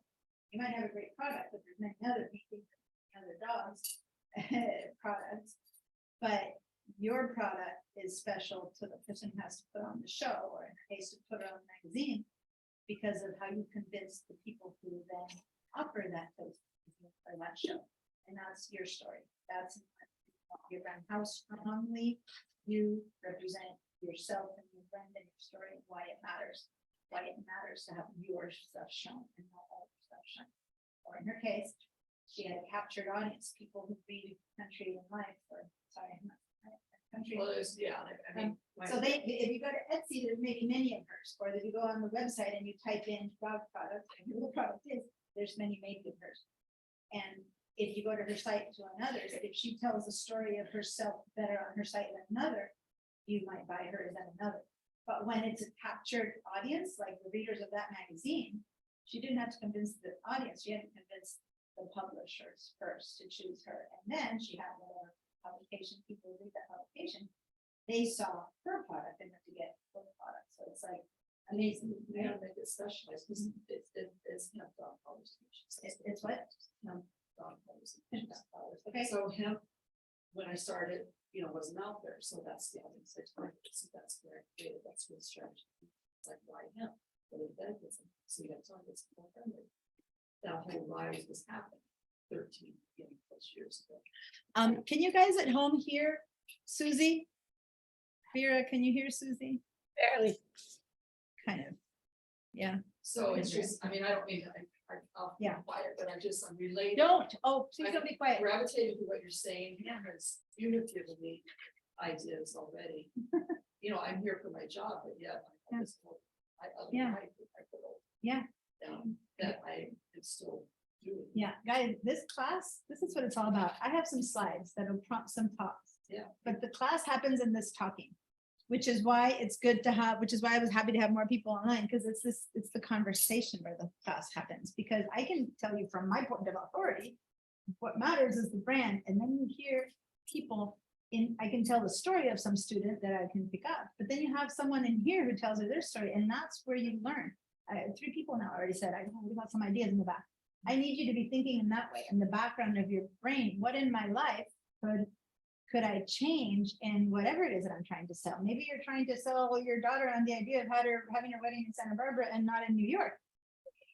Whatever you're trying to do, and I call it selling again, but it's whatever you're trying to do is different from what place you come from. And if you think about that with your business, like you're probably going to talk differently to. Think about this. If your son is in trouble at school, right? You're going to talk differently to your son about what he did. Then you're going to talk to a parent about what he did. Then you're going to talk to the principal about what he did. You're going to change your voice as you speak about that same thing to different people, right? So that's what I mean about the element that happened is the same thing, but how you speak about it to different people change. Your persona changes, your voice changes according to who you're speaking to. So what you need to decide is who's your audience and how that audience needs to be spoken to for best effect. You might be really angry at your kid, but you want to be really, calming to the principal so that he gets the least amount of, or not, or you might want to tell him, yeah, throw the book at him, whatever, but you're going to choose how or not you speak. I mean, the same story of something that happened to me today, I'll tell it to my best friend one way and to my mom a different way. You change your voice, right? Why? The story is the same one, but it's the way you tell it because you want it to be received better by whoever is being told it, right? Put that thing that we all understand and put that into now your product, whatever that product might be, and your audience. Okay. What if you have multiple audiences Yeah. and you said, don't change your voice because then you lose trust? Yeah, as we go along, we're gonna see that towards the end of here, there's this thing about making your persona, creating who that person will be. People who are in marketing probably already have heard this many times, but you need to, for the most part, people go, well, I have all the, and me too, whenever I think of my business, I immediately go, well, all these different people who might like it. Well, I get that, but you need to make a choice, and maybe a big business can have a couple of different personas, but most of the time start with just one, make a good one. And that persona would be, I don't want to go too much ahead, but you'll invent someone who you're trying to talk to. The more realistic you put that person in real life, the easier it is for you to imagine how you would talk to that person. And then if that seems to fit, then that's how you develop how you talk. If you suddenly have 2 or 3 different people, it's like speaking to an audience is harder than speaking to one person because you don't know who's in the audience, right? So just invent yourself 1 or at most 2 people that you want to reach. If this was my best friend, I would make her this way and I'd talk to her this way. If this is my best customer, I would want to be able to speak to them this way. Then you visualize that person and then you speak to that person, and that becomes your ideal customer, your ideal person who needs to adopt a new business, ideal tour operator or person.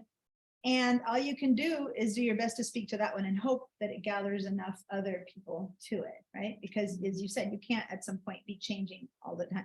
You won't think again about the example of if 2 separate people heard the story that you told of the same event to your mom and to your dad and to your best friend, they might think it's 2 different events, in fact, how much you've changed the facts, right? And if that's what you do in your posting, then people sometimes feel talked to and sometimes not, right? So some people might not even care that Chris Potter posts pictures of the place that he's in. And it's not a persona. They're not their ideal customer, and they're not talked to it by that, and they go choose someone else's art. I mean, in the end, it's not like everyone decides to only buy Chris's art. I'm sure people buy all kind of art, but there's a group of people who got really into that story who will, if they think about buying art for their house, they'll first think of going to him, right? You can only appeal to some people. You will never be able to appeal to everyone. That's just the way it is. I'm going to move on a little bit more because everything we're talking about is here. You'll see that I'll go, oh, we already talked about that. You already talked about that. But these are guiding lines. So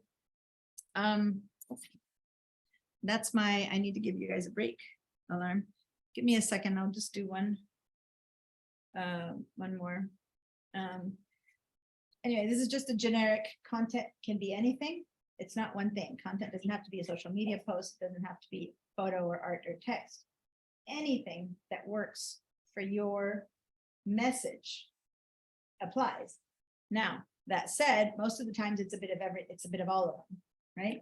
And they need to kind of tie into each other. If you have a style of writing, the style of photography has to kind of match with that style of writing. The style of your videos has to match that style of writing. Think about a skateboarder selling hand-painted skateboards is going to have a style to his photos and art and stuff different than the bank trying to convince someone that they're a really stable bank, come invest all your money in me. They'll have a different message, but each one of those photos has to convey stability, strength, reliability versus exciting, artistic, funky, cool, right? And so each one of the elements you create to sell those two different products has to match. So you can't just go to any stock image and go, I'm going to put this stock image here, that stock image there.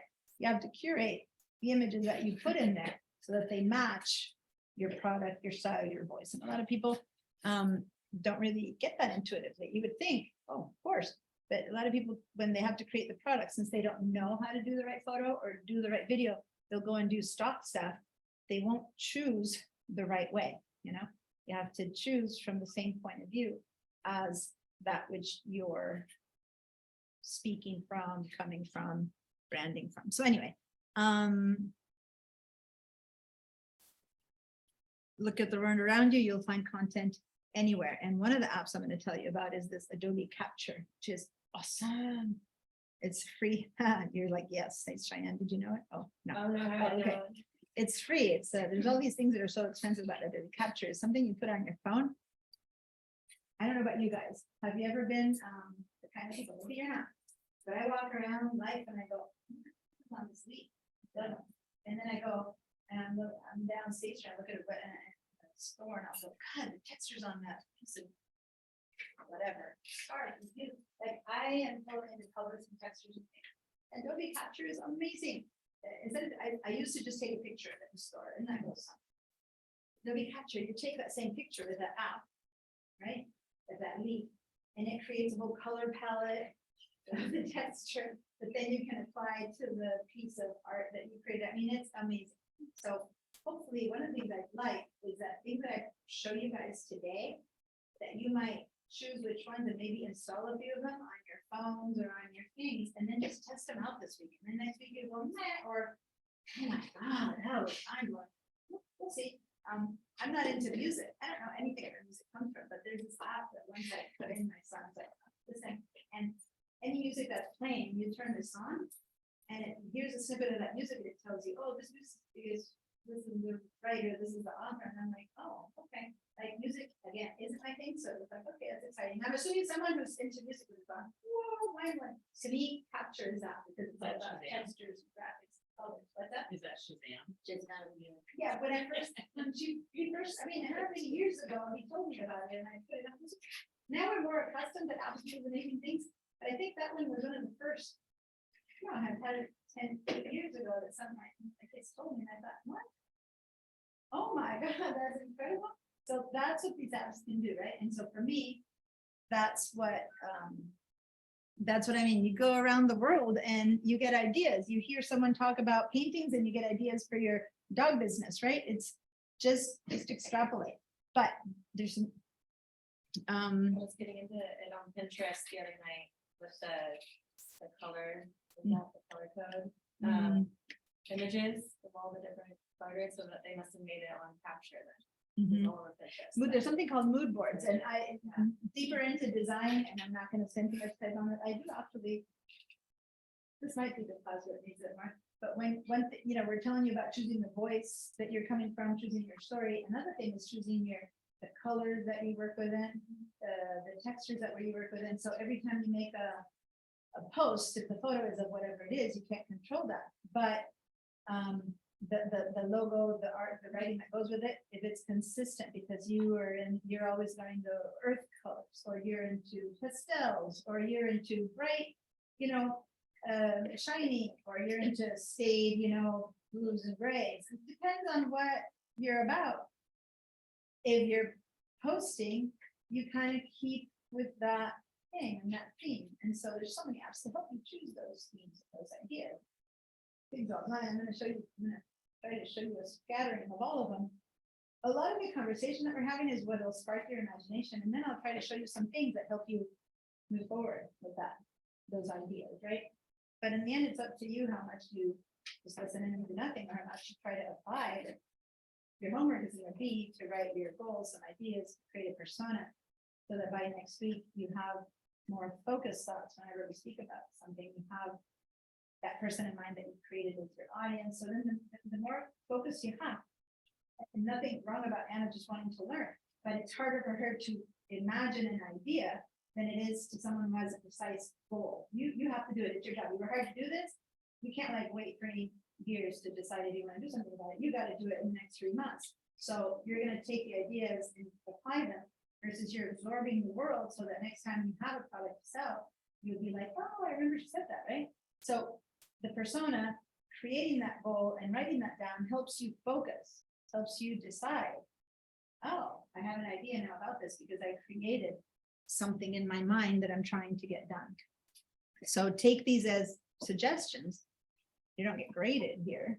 You just do as much as you want with it, but take it as a suggestion to try it out. And this is why I like that we have a week in between, because you can go and try it out and come back, right?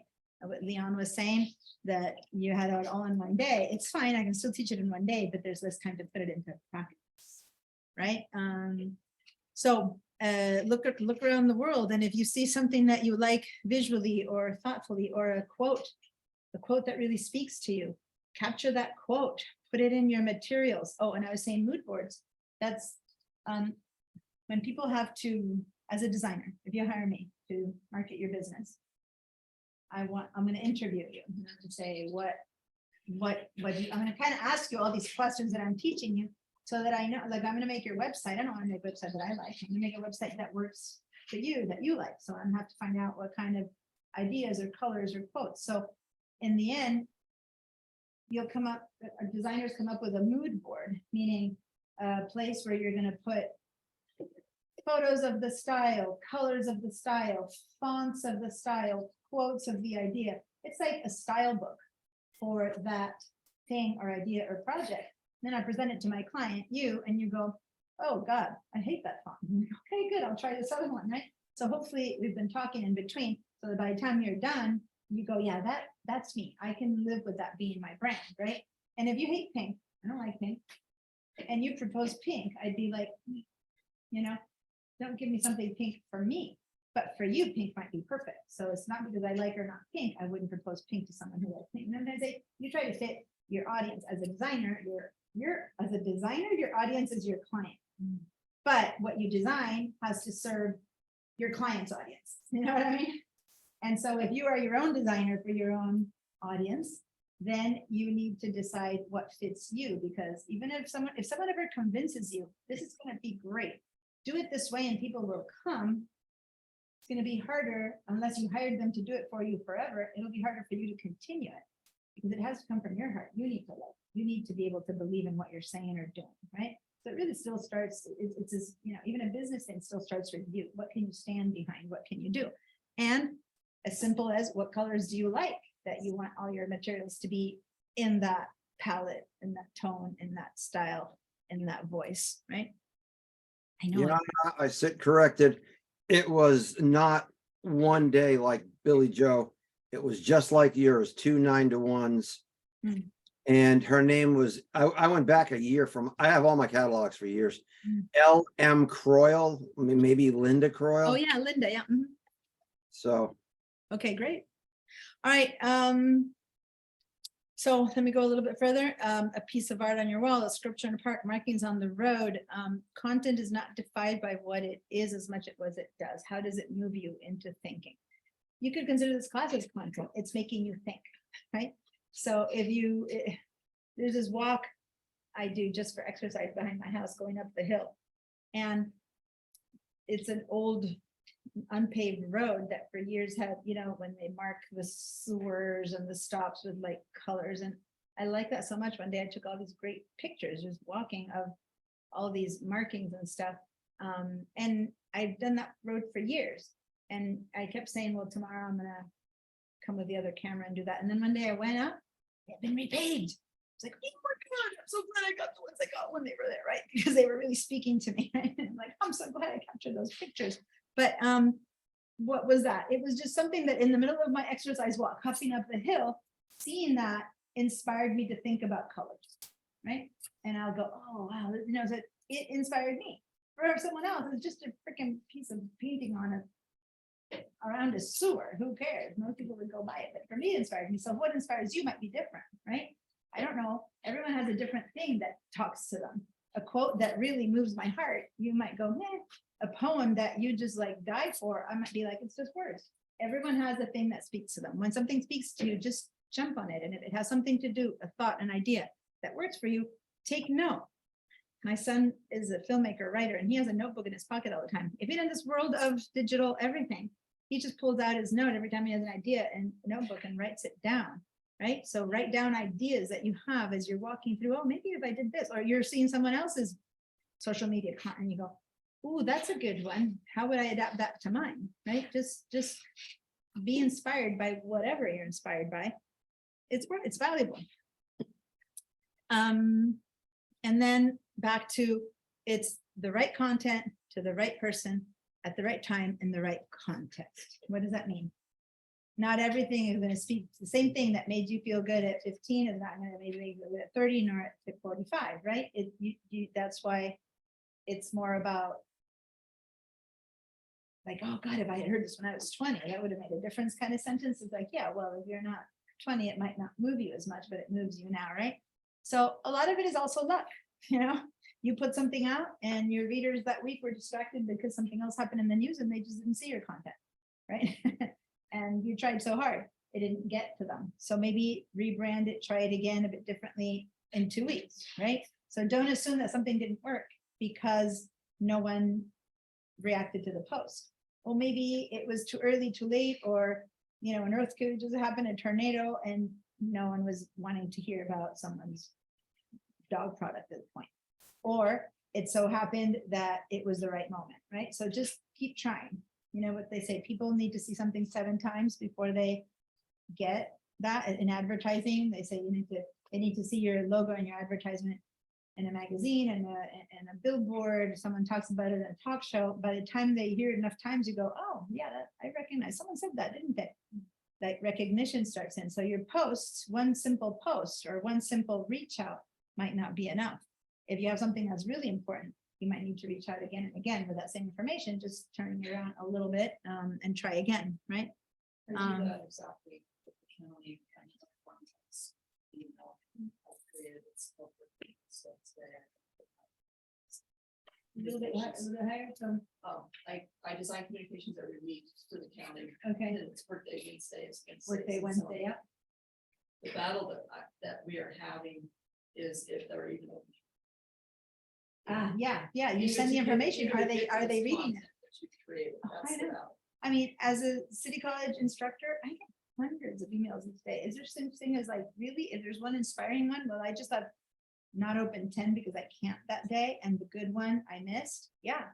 But But the strategy and the secret behind that is to condition the audience that, yes, this is useful information. and what matters is if it's valuable. And it's valuable, and and I got meaningful. feedback from people saying, I look forward now to your email, Susie, because I know there's Not something only in is there. it beautiful, a lot of times. Yeah. It's information.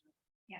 And it's taken weeks and weeks and weeks to get this. That's so perfect, you guys, because if the first 2 or 3 she sent were just like, oh God, more meaningless blather, that's it. They just don't open them. But if when you receive that content, in this case, it's an email, you get something out of it, out of reading it, you learn something, or you saw something differently, or you tried a tip or whatever. Next time it comes, you go, there might be something in this when you open it again. After 3 times, you just know that every Wednesday you open them. Right? You And it's condition people to it's open them. taken weeks and weeks and weeks to get it. Yeah. It's- And there's it's- still some people who at the beginning decided, I'm never gonna open them. And now you have to convince those, because the ones who are opening, they're opening. Now, how do you reach the ones who aren't? So what else do you need to add now to make people go back and rethink opening that email? Because that's that's still your main way of communicating, is that email. But you've got the 20 people, I don't know, who open it and the 80 who don't. So now, how do I reach out to those 80 so that then it becomes 30 open it and 60 don't, and then 40 and 40? And how do you keep reaching out through a different way to those that aren't opening them, so that finally you got 60 open them out of 80? And that, yay, that's success, right? So what other way are you going to, someone's saying, hey, I finally opened this email and it works. So how do you reach that person? Because if the only communication you have with someone is email, in my credit class, I can only communicate in the synchronous class, I can only communicate through email to my students. Guess That's what? my only tool. If they're not opening them up, I can send 10 emails saying, hey, hey, hey, and if they never opened it up, they never got my message, right? And so do you text them? Do you phone them? Do you whatever? You do, well, how do you reach this person that isn't being receptive? So then you have to think differently. Do you send them something in the mail? Do you put a poster in the workplace as they walk by? I mean, I don't know. You have to think something different and say, this person started opening them and now this happened. Okay, but where do you put that information? In the water cooler. I'm inventing, right? But like, how else do you get? Because people who've made up their mind, they've made up their mind. They're just not going to open them. Okay. That's And- exactly what we're doing. With Mhm. what you just said, we're gonna do, create posters in this old school. but Yeah. That's the way, Hey. that's the way we're gonna reach. it. It's old school when that's the only way, like you can't social media, and other things, or that talks to, like Anna said, well, what if you're not on social media? Well, yeah, if you're not on social media, it's like saying I'm not opening the emails, you just don't get them. So then if someone really needs you to get involved, they're gonna have to reach you where you are, and where you are is not on social media. Where the people she's trying to reach are not opening her email. So what's the other way to reach that, right? So you can't just say, oh, I'm only gonna reach 20%. You gotta reach 80, this is important, so what other way? And you get creative. Now, I noticed, as you say, it kind of triggers me into these companies, they have mega mail subscribers. Mhm. So massive. Yeah. The propaganda Mhm. in the way with that, like contact contact. Mhm. Mhm. Is that still used? We want to distinguish advertising, which goes out to the masses, which is part of content creation, but advertising has always been something that you don't ask for. Here's a big difference. Let me just describe social media versus advertising. In a way, you might almost want to consider that Susie's emails are a little bit like advertising, because people aren't at first wanting them, they just receive them. And so you open a magazine, you see it. You turn on the TV, you see it. You walk and the billboard tells you, you are not requesting it. It is implicit in time. Social media, the way to go social media, the power of social media is that, or newsletters, for those of your newsletter class or magazines, is that people want to receive your information. You don't subscribe to get a magazine every month if you don't really want the information of that magazine, right? So you need to ask for it. That said, in a magazine, when you open it, there's advertisers that you never wanted, right? In social media, when you follow someone or, reach whichever way, it's because you go, this is giving me something added value. This is giving me, my husband's a potter, and Instagram have with my favorite potters, right? Because they're looking at ideas and stuff and stuff like that. And so when I started cooking on different potters, my feed filled with potters, right? Because that's something I want and I'm asking for. And so I do more potters, right? But you follow the kind of potters that show you the things that you want. I'm giving this example. So then there's potters of all types in the world. But the kind of potters that I follow means that I get offered more potters of that kind. So finally you begin to see more of what you like. So that's kind of how you say what you want for social media, right? But that means that if there's a great pot goes from someone who I won't see, I just won't see it. Why? Because I didn't follow that kind of potter. Maybe it's, highly illustrative, whatever, but I follow more like modern art, or I'm more to figurative or whatever, then I'll see more of that, more of that, more of that, or more into modern art. And you kind of silo yourself into seeing only You one never- thing. But when you do it well, that's fine, because you're getting what you want. You are choosing what you want to follow versus advertising. It's like advertising imposes upon you, intrudes you, and says, want me. Versus social media is, I choose to see you. So you gather that information in. Depending on your business, you might be a bit more on one side or the other, right? Because I got it. and so Thank you. and so people who begin to read or like or do what you are giving them, why? It's because you got something out of their posts. You got, in this case, you got ideas or suggestions or techniques. A lot of the posts that I follow are people who give it, and they show a video of how they do a certain technique.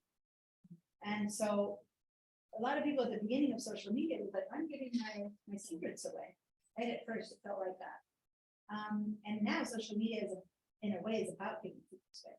Because the more that you tell the people how the pie is done, the more they're gonna want to learn more about how the cake is done. I'm throwing out. Yeah, no, You want that, that's extra value, added value that I'm telling you. If they follow you, they just paint. If they follow you, they see paintings and they find out what locations you went to. And if they follow you, they see the locations and the paintings, and also they got the brand of brushes that holds the glaze better. Like if someone tells you that, originally you might think, oh no, I don't want people to know the brushes that I found because I don't want competition. And social media is the other way around. Let me share with people which brushes are better for this kind of glaze, because people are going to be so thankful that they want to hear what else you have to say. They'll follow you.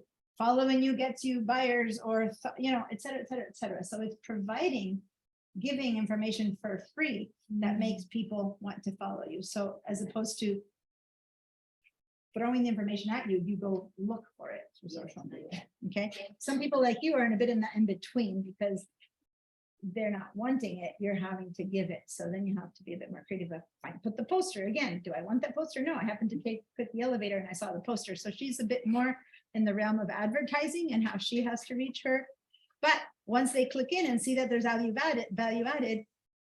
Yeah. So maybe you need to make some kind of in the emails, some kind of a competition, offer some benefit if you get 2 more of your coworkers to open the email today, right? So that's what social media does, right? It kind of entices you with some reward if you get 10 more followers, for example, like in this I don't case. know who's, no reason, like some of them, they have links to videos and they'll see how much you video. Yeah. Otherwise, I have no idea. Yeah, maybe you need to create a few more calls to action, a social media thing, a call to action in your emails where you have them do something so that you get into having a better idea of who's responding. Have a little poll, have a little something in there always. Tell me this, or responsive, so that then you begin to have a conversation with them versus just a send. You want a conversation to begin where you ask them to respond.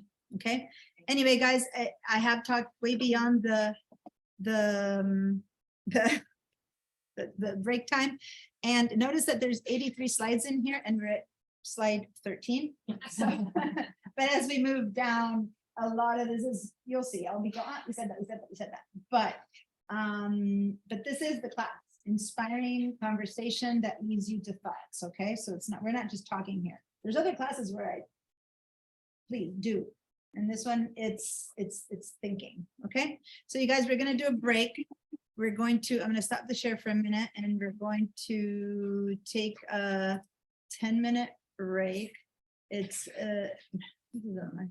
probably 15-minute break given how long the class is, but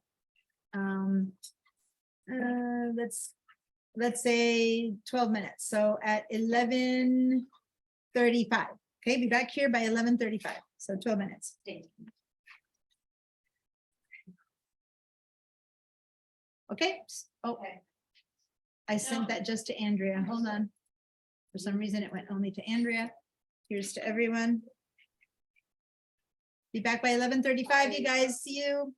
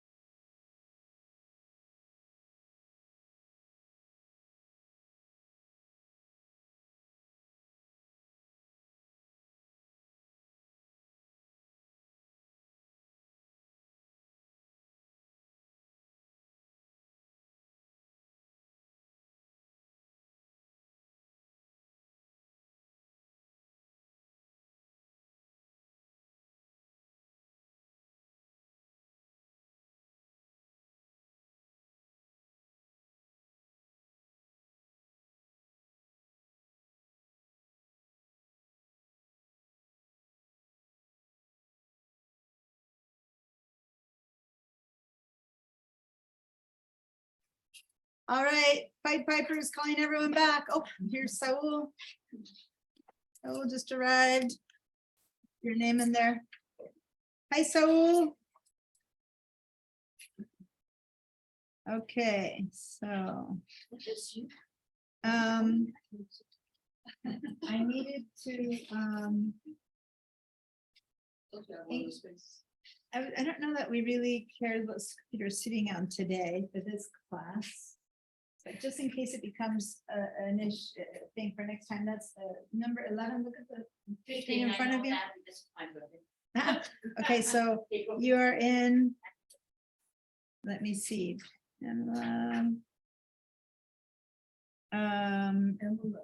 You're in 11. Anna, you said you're in 15. 15. Can you call out Susan, what computer you're in? 22. 22. Sam, what computer you're in? Oh, you're not. Computer number M08. Okay, you're in And we're coming up. 08. Cheyenne, can you see next to you, Pamela behind you? Can you tell me what Cheyenne's number was? Yeah. when she was next to you. So you, it's. about 10, and then Moni, 20. 20. Okay, all right. So hi, everyone. Hi, Saul. Nice to have you in class. And Allison, are you there? Because I haven't heard from Allison yet. And this class is kind of participation is important. So I need to hear from you. And Allison, if you are speaking, your sound is off, so I wouldn't hear you. So go ahead and unmute yourself so that I can hear you, because I see you, but I don't know that you're really there unless I hear from you. So head over to the chat, Allison, if you can't talk, and write something in the chat and tell me that you're there, okay? So everyone who's at home, please write in the chat, give me a little hello or something. Okay, so we're going to continue our conversation. I'm going to share my screen again. And we've been talking about at length about content and in what ways it makes a difference and what is content, you know, and how you find content that's right for you. Something I want to say based on a conversation that I had during break is that you should never try to be something you're not. And if someone says this is what's right for you and it's not right for you, that's the whole point of a content and a content strategy. It needs to work for yourself. So then find how to make it work for you, not because I give an example of someone doing something, but it'd be the right thing for you to do, right? So try to see what's true to yourself and put yourself out that way, okay? So anyway, sometimes that's a little bit what, when you hire someone and they say, oh, well, you need to da da da, and if it just doesn't feel like that works, then say, no, sorry, that's not how I want to put myself out there. And that's the most important part of this whole creature that we're talking about. It needs to be about yourself. Now, if it's a company, then you need to put yourself in the point of view of what's the company's point of view, right? And you're just working for them, but they hire you. And if you ever hire a social media person to manage your stuff or to create your stuff, the interview for that person, a lot of people think, oh, I'm just going to hire a high schooler to do some stuff. It's the opposite. You need to have someone who will be so in tune to who you are, who will represent you as yourself. That social media person matters, not just because they know how to do marketing, because nothing is more personal than telling your story. And I want to clarify, your story doesn't need to be your personal story of heartache or of illness or of whatever. It can be the story of how you choose to use colors to represent the sky. And it's not a personal story, but it's something that's about you and your art, or you and your client is someone who is, you might be personally a very liberal person, but your client's very conservative. If you're being hired by that person, you have to speak to them, right? So your social media person has to speak with your voice of being a conservative. If that's not going to work for you, don't be hired by that person. And if that person's not going to represent your point of view, don't hire that person, right? So it really does matter who you hire or who you represent when you're not yourself. Like who you hire in this case really matters. Don't have just someone who will speak in the voice of a teenager because they're doing it for, you know, $10 an hour because you didn't want to pay a real person, because they're going to speak like a teenager and that's what you're going to see unless they're good enough to figure out how to speak for you, okay? So careful with the whole hiring someone and doing a free internship for social media. It's such a thing. I don't want to pay for someone to, I'll give them some of my, bags that I make, or some of my tchotchkes that I created, or some of the classes that I teach, just so they do this for free. And it turns out that they're putting you out in the world as someone that's not you, right? So be very careful when you hire someone to do this kind of content, or if you are hired to do the content, that they can represent you, not themselves. All right. As I said before, if I don't like pink, but my client loves pink, I'm going to represent pink as best as I can. And I'm saying pink as much as an idea or a product, right? Because that's them. And I might not be the right person, because I can't speak honestly to pink. So then, hey, I shouldn't be that person who's representative. You know what I mean? So yeah. So who you are has to be true to yourself, and who you put yourself out there has to be true to yourself. Personal stories are very powerful, but other stories, it doesn't have to be a story of, as I said, heartache or pain, which are the two examples we gave here. Someone losing their dog, or Chris Potter getting cancer, that started from a personal story of heartache and pain. But you can also have the first story that I told about Chris, which was about, being a banker who decided to be an artist. It's personal as well, but it's not of heartache and pain. Maybe it's something many people would dream to do, for example, right? And so it's an inspiring story, but it can be not personal at all, right? It can be completely about your art. As I was saying, you could be about how you've always been an oil painter, and suddenly you discovered this other canvas is a better medium, or this brush is better. It can be completely a technical thing that has nothing to do with your story. You can be writing about travel, to places that you've never been to. It would be probably better if someone who's been there talks about it, because they have that internal knowledge. But that doesn't mean you can't. There's this thing about where now you have to be that thing to be an actor. Like you have to be of a certain culture to speak for that culture. And so you need to have traveled to that place to speak about that place. And at some point it's true and it's important. But at another point, you can also put yourself in that place. When we're talking about advertising, and you've never been to Italy, how well can you sell Italy? Then if you really felt what you felt when you were in Italy, that doesn't mean you'll tell your personal story of having been in Italy. But when you speak about Italy, you'll think in the back of your mind, you'll have this pasta, the sauces, the brightness, the heat, the ruins in your mind. And when you write, you'll speak from a more authentic place than from just having read about Italy, right? So that's why the personal story matters. Again, not the personal story of what it took for you to raise the money to get to Italy to do your internship abroad, but your writing about Italy is informed by your personal story of having been there. Does that make sense? What I'm trying to describe?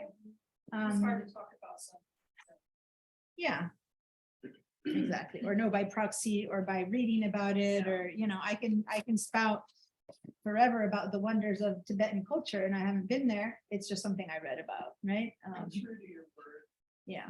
And even just being there as a tourist doesn't necessarily mean I can speak to the culture, but I can speak to being a foreigner in that culture, and so that's where I should write from, not from I am a Tibetan, right?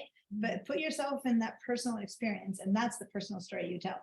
The story of not the whole trip you did to get there, but when you speak about how inspired you are by the jewelry in Tibet, it's because you were awestruck by that jewelry that you saw when you were there. And so it's inspired a personal story, but no one needs to know the fact that you went with your kid and that your kid,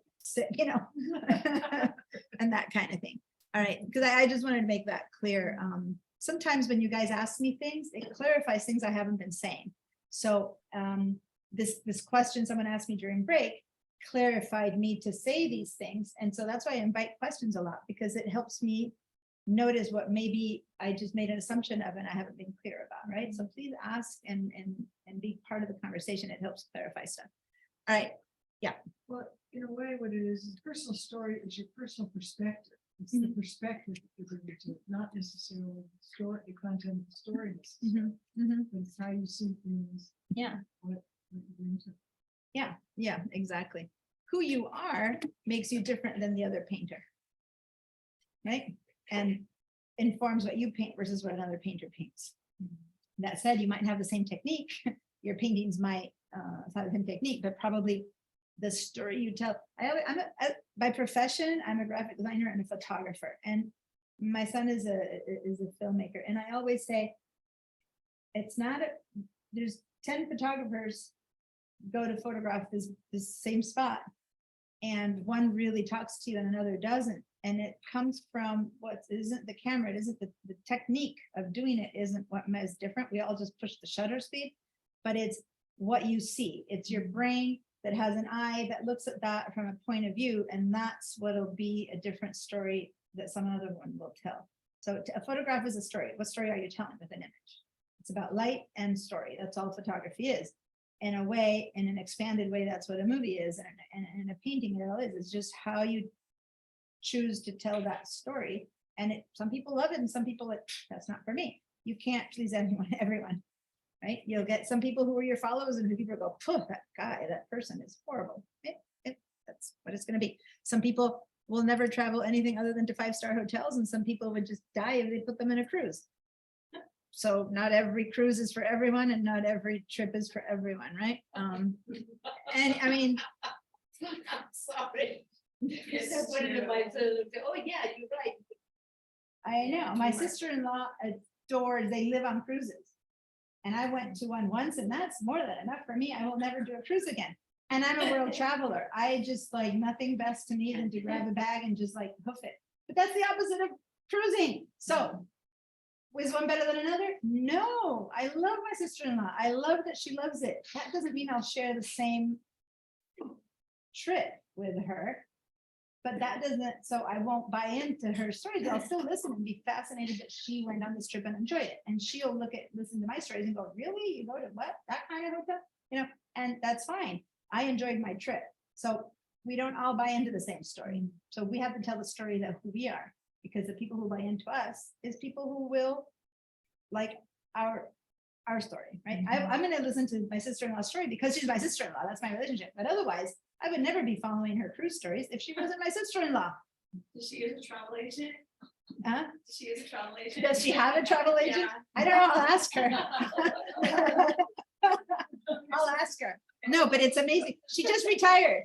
She just retired, and we were just on a Zoom call with the family this Sunday, and she has like 5 cruises for the next year and a half already booked. And she was telling us about it, and I'm thinking, and she's like, we all have our things. Okay, so that's a very personal story I just told, but it's to illustrate how if it weren't because she's my sister-in-law, I would never even once have, if she's telling stories on Facebook, for example, that wouldn't be someone I'd follow.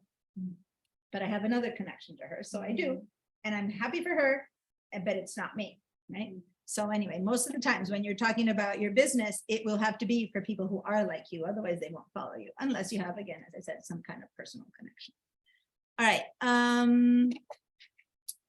So everyone at home is a little bit quiet. I know Saul, you just joined us. I haven't heard from Allison, Andrea, Vera, and Leon. If you guys have something to include, I know that most of the time I'm looking kind of that way, so you might think I'm not including you because you guys are in this camera here.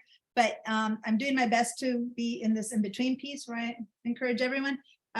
Please speak up. And sometimes, because I'm not looking just at the camera, if you just raise your hands, it might be a while before I see your raised hand. So if you want to speak up, this is a class where you can just speak up and say, oh yeah, this, just like people here are saying, oh, this reminds me of this, this reminds me of that. Because as I said before, that's what this class is all about. I'll be teaching you some more stuff, but it's this conversation that inspires a thought in you where you go, no, now you make me think about that, maybe yada, yada. And by you sharing that, someone else here will go, oh, I can do that too, right? So keep being part of the conversation, everyone, okay? Vera, Leon, Andrea, Allison, and Saul. So Saul, you haven't had a chance to say hi to everyone. Do you want to say hi? Yes, I did earlier, I think, but anyway, hi, everyone. I'm a student of Diana at the Illustrator class in technical TDD, that's what, technical digital. Mhm. So, hi, everyone, and it looks really interesting, the class. I'm just listening, Cool. And so many things is coming to my mind, so let me think, and then I can say something about it. Yeah. Well, Saul is someone who also started in all of these technical classes of mine, Illustrator in particular, I think is where you started, and now he's taken the rest. And he started by knowing some Illustrator already, right? But he's just come leaps and bounds ahead in what he's doing, but he's actually doing this professionally. He's designing things for people. He's out there creating logos and, art and stuff. So again, from just trying and saying, I'm going to do this, I'm going to change, from what I'm doing or not, I'm going to be good at this. And it's just learning. So all of this is learning process. The first time you put out a post, it might not have said what you wanted to do. And then by the time, 2 years later, you go, God, I can't believe this is what I was saying before. Now I've honed it, right? You're not expected to be perfect from the beginning. So if you have to change your voice midway, that's okay. You're learning, but at some point you got to be able to be real as for what you put out there. All right. So,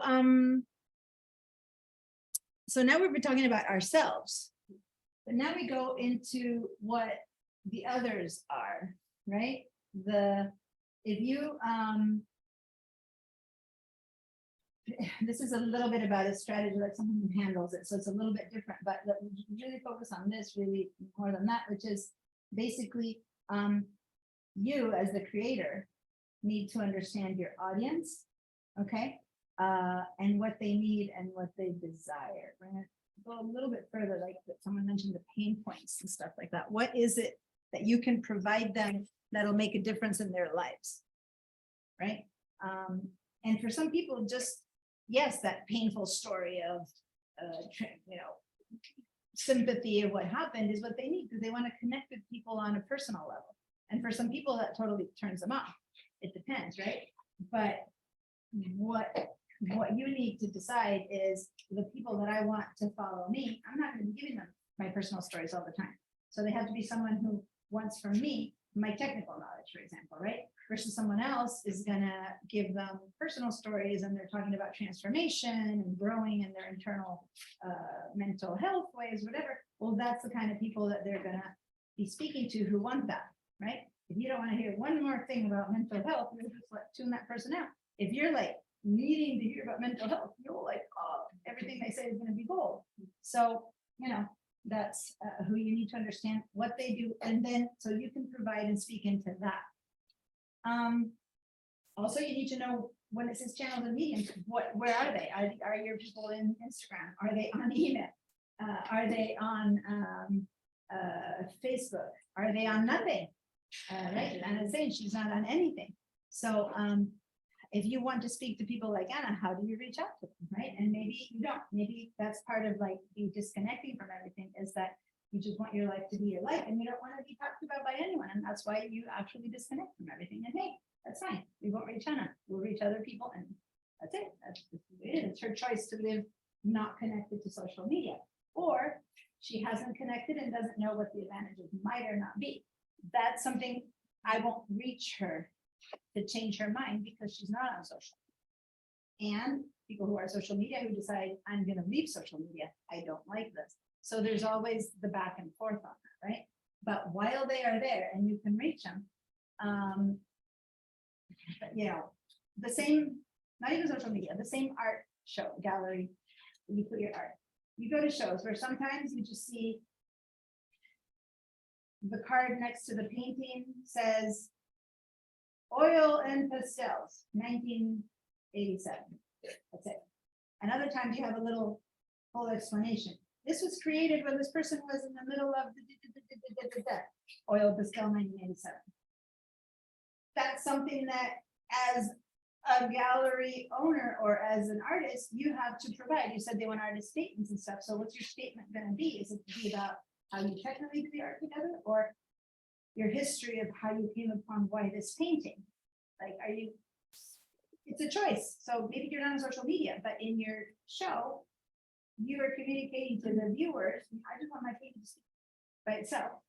Or I want to tell them a bit about the story so that they read something more into it based on my personal stuff. And there's points of views. I want art to speak for itself as one point of view versus, some people just want to go see the artist in a movie, and some people are going to go on social media and look up who they're married to and how old they are and where they live, right?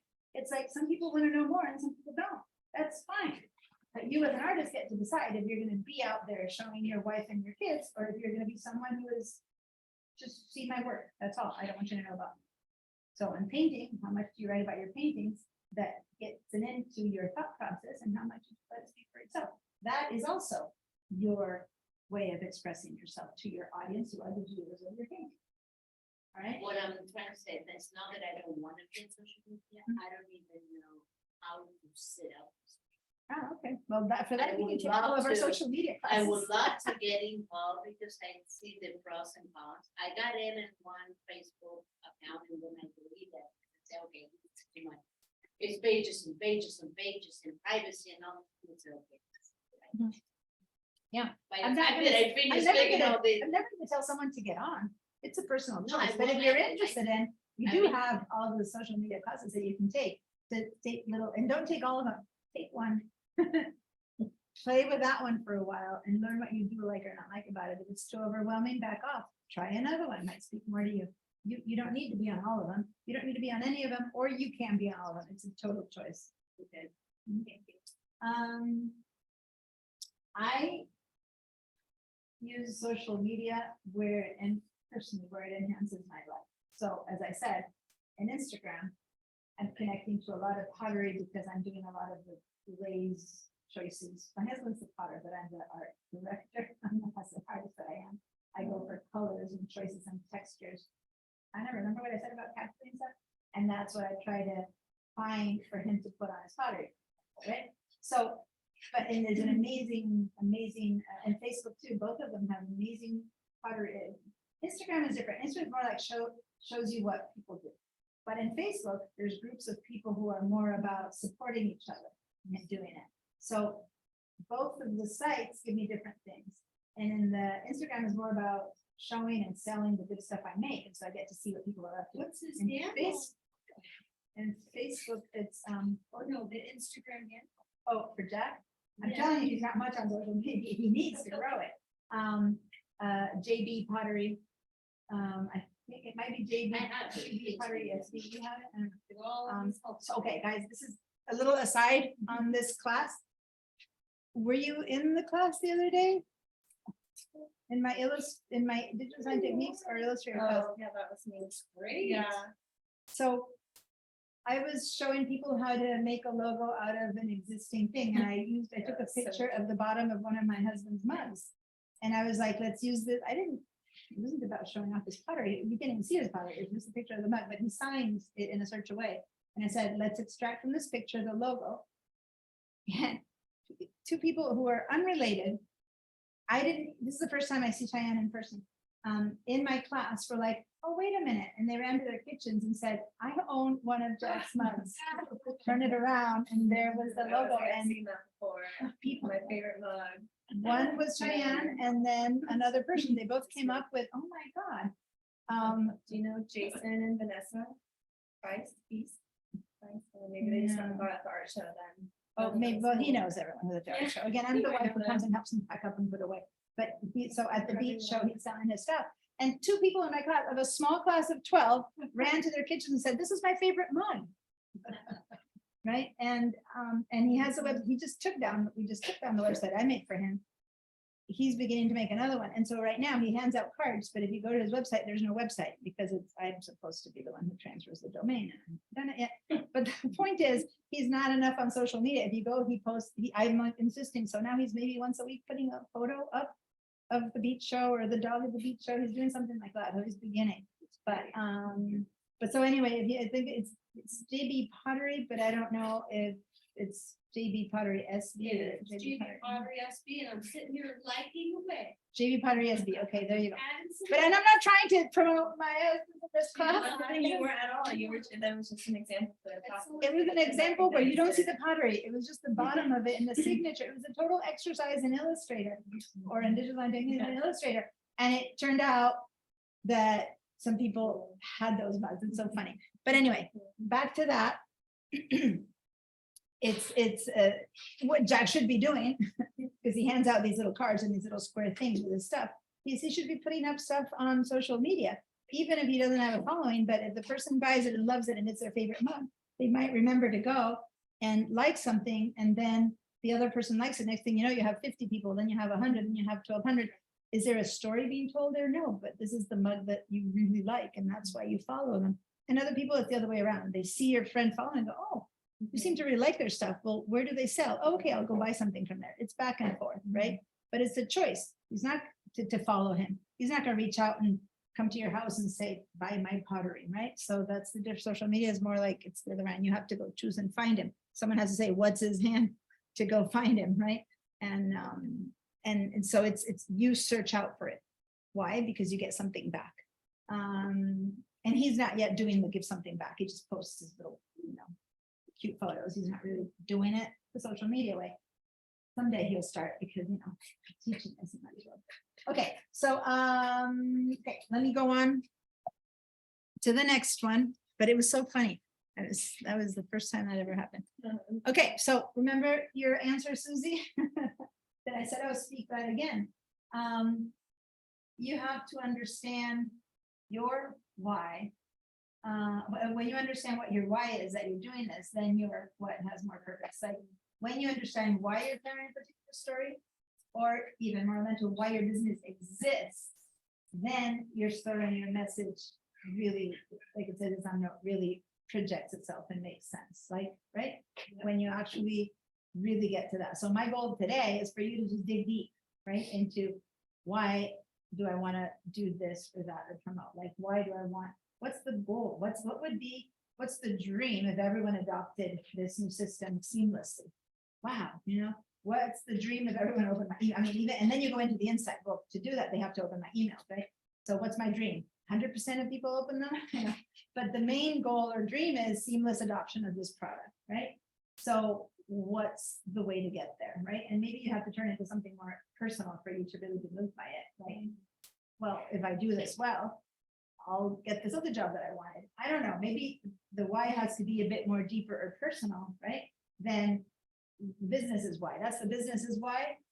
They want to adopt it, and your why is because you want to be fulfilled by this, and then you can successfully say, hey, I commanded in the next resume the adoption of this thing, and I got 80% buy-in or whatever, the kind of thing you put in resume.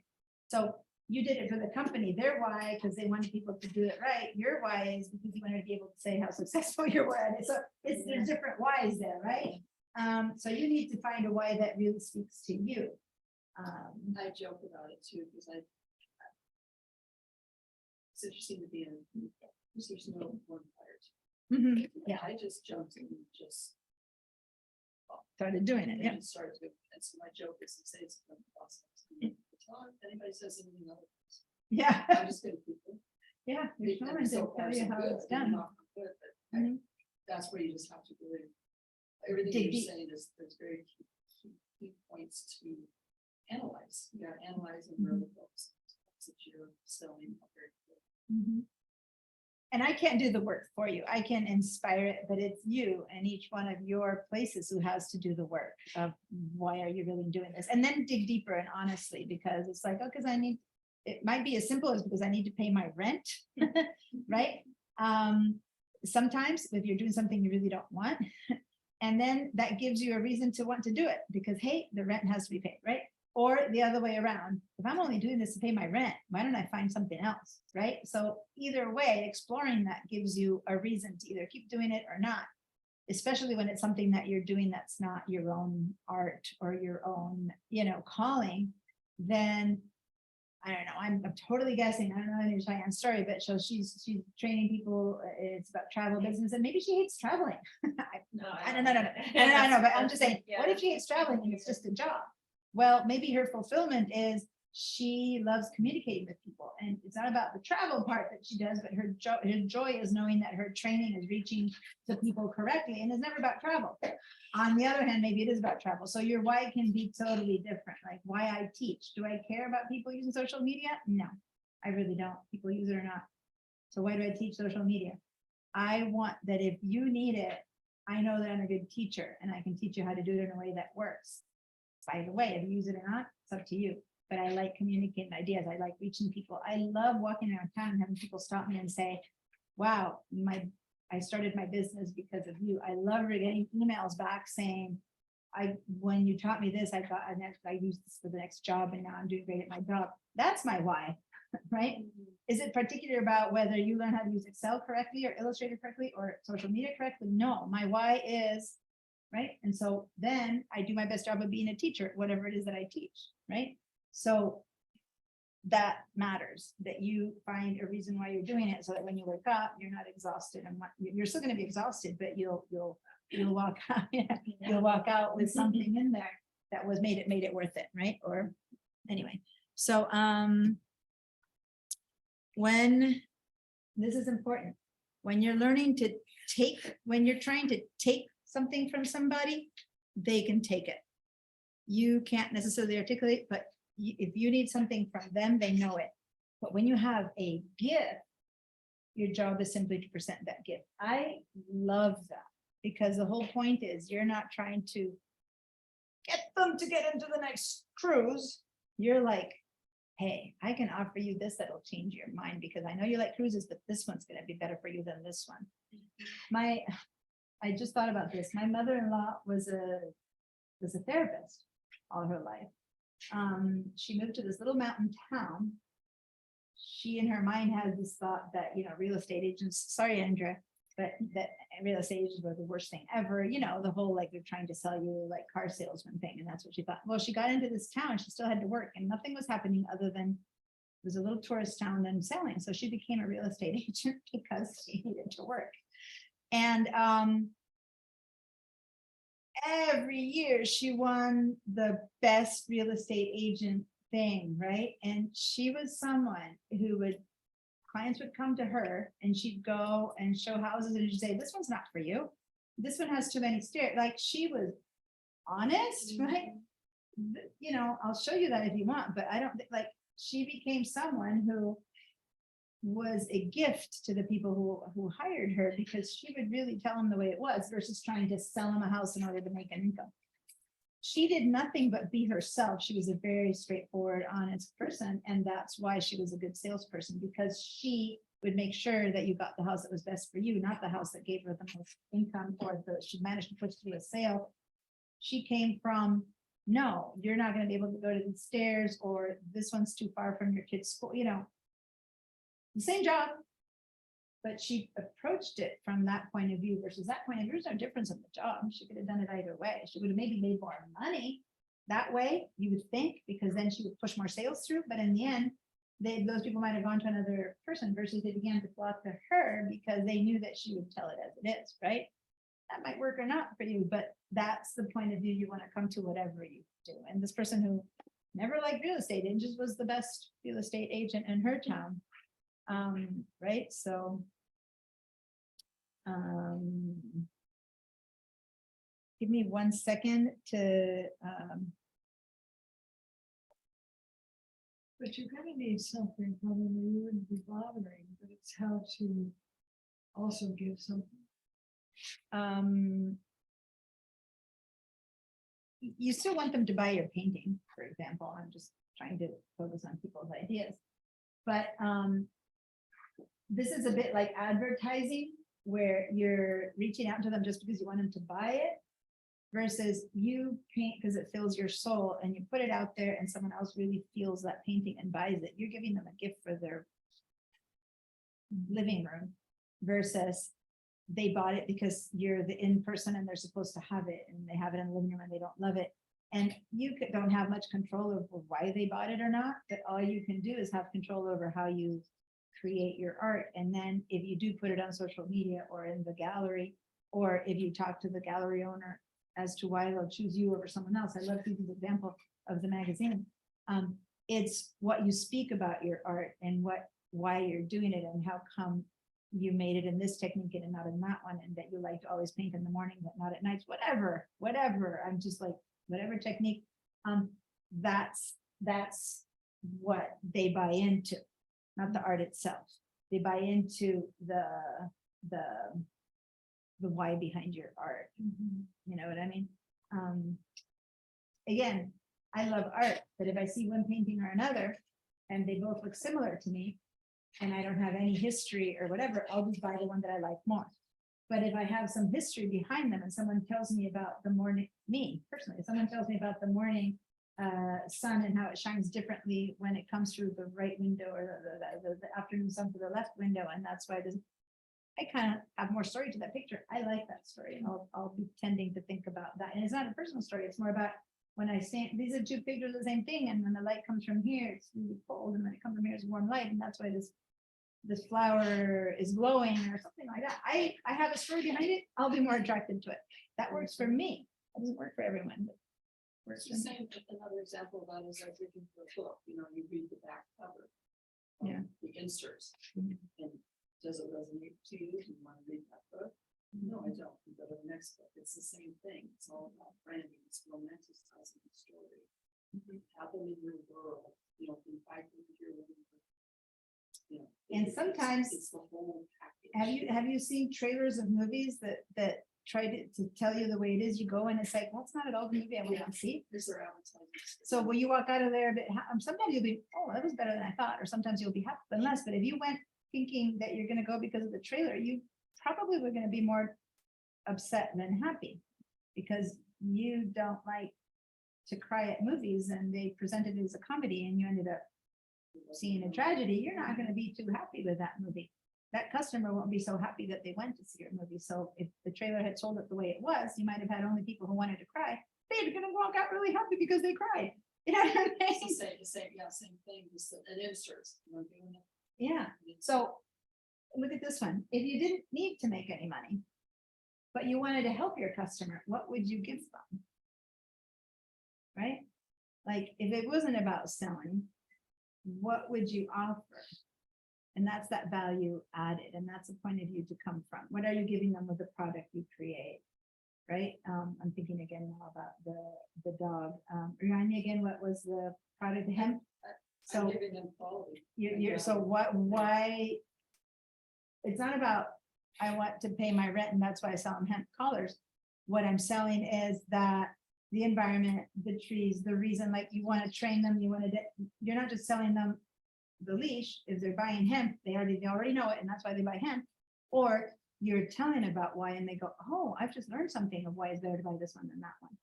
Right? And you're providing the gift. And some other are gonna be like, bullshit, I'm gonna go get this other one because, oh, plastic is fine. That's fine. They won't buy into your story. But some of them will go, I didn't know that hemp helped more than, you know, that kind of thing. So what would you give them? You would give them the opportunity to make a difference in the environment by purchasing your product, right? I don't know. You just And gotta it's think cute. about it. And it's. I mean, my background is fashion for 25 years, so I basically took my fashion experience in the dog industry, so it's very, you know, hippie skippy. Yeah, and then there's that other thing. Maybe it's just that it's cute versus a lot of like leashes or collars are utilitarian.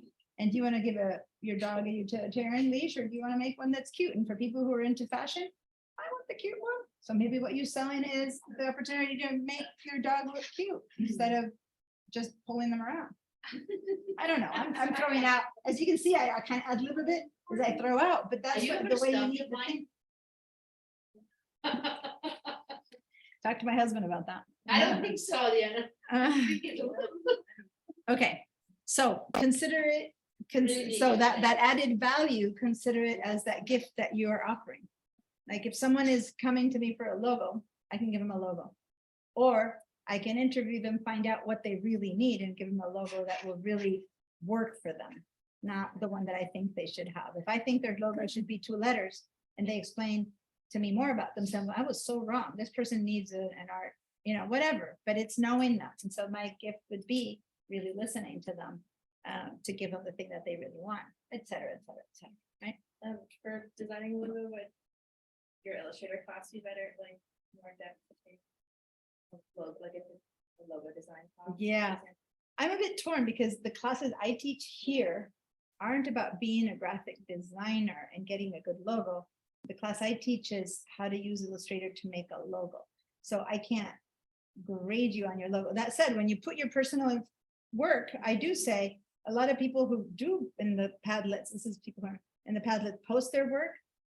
I remember when Saul first posted, Saul, who's here online, first posted one of your logos, remember? And I said, awesome, you're using the techniques I taught you really well, but you might want to consider making a bit more white space here or there. That's not part of what I'm supposed to teach. That if you go to supposedly the credit classes, they're teaching you to be a good designer.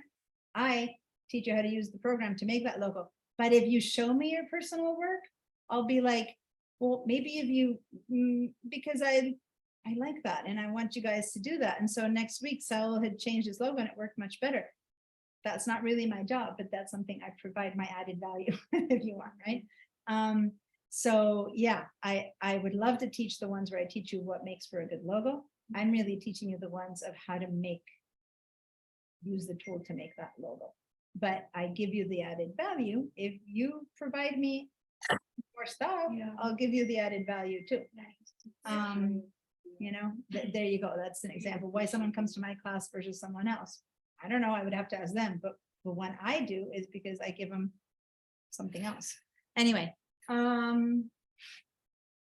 mean, I could give you the list of slides and move on, or I could give you this conversation. That's my added value and why you might come to my class. Anyway, And that's why you have a fan club. okay. And some people are turned off. Some people are like, oh my God, this lady doesn't stop talking. I'm not gonna go to her class anymore. And I know that. I know that. You're like, can you get to the point, please? So you can't please everyone. You can't please everyone. You can't.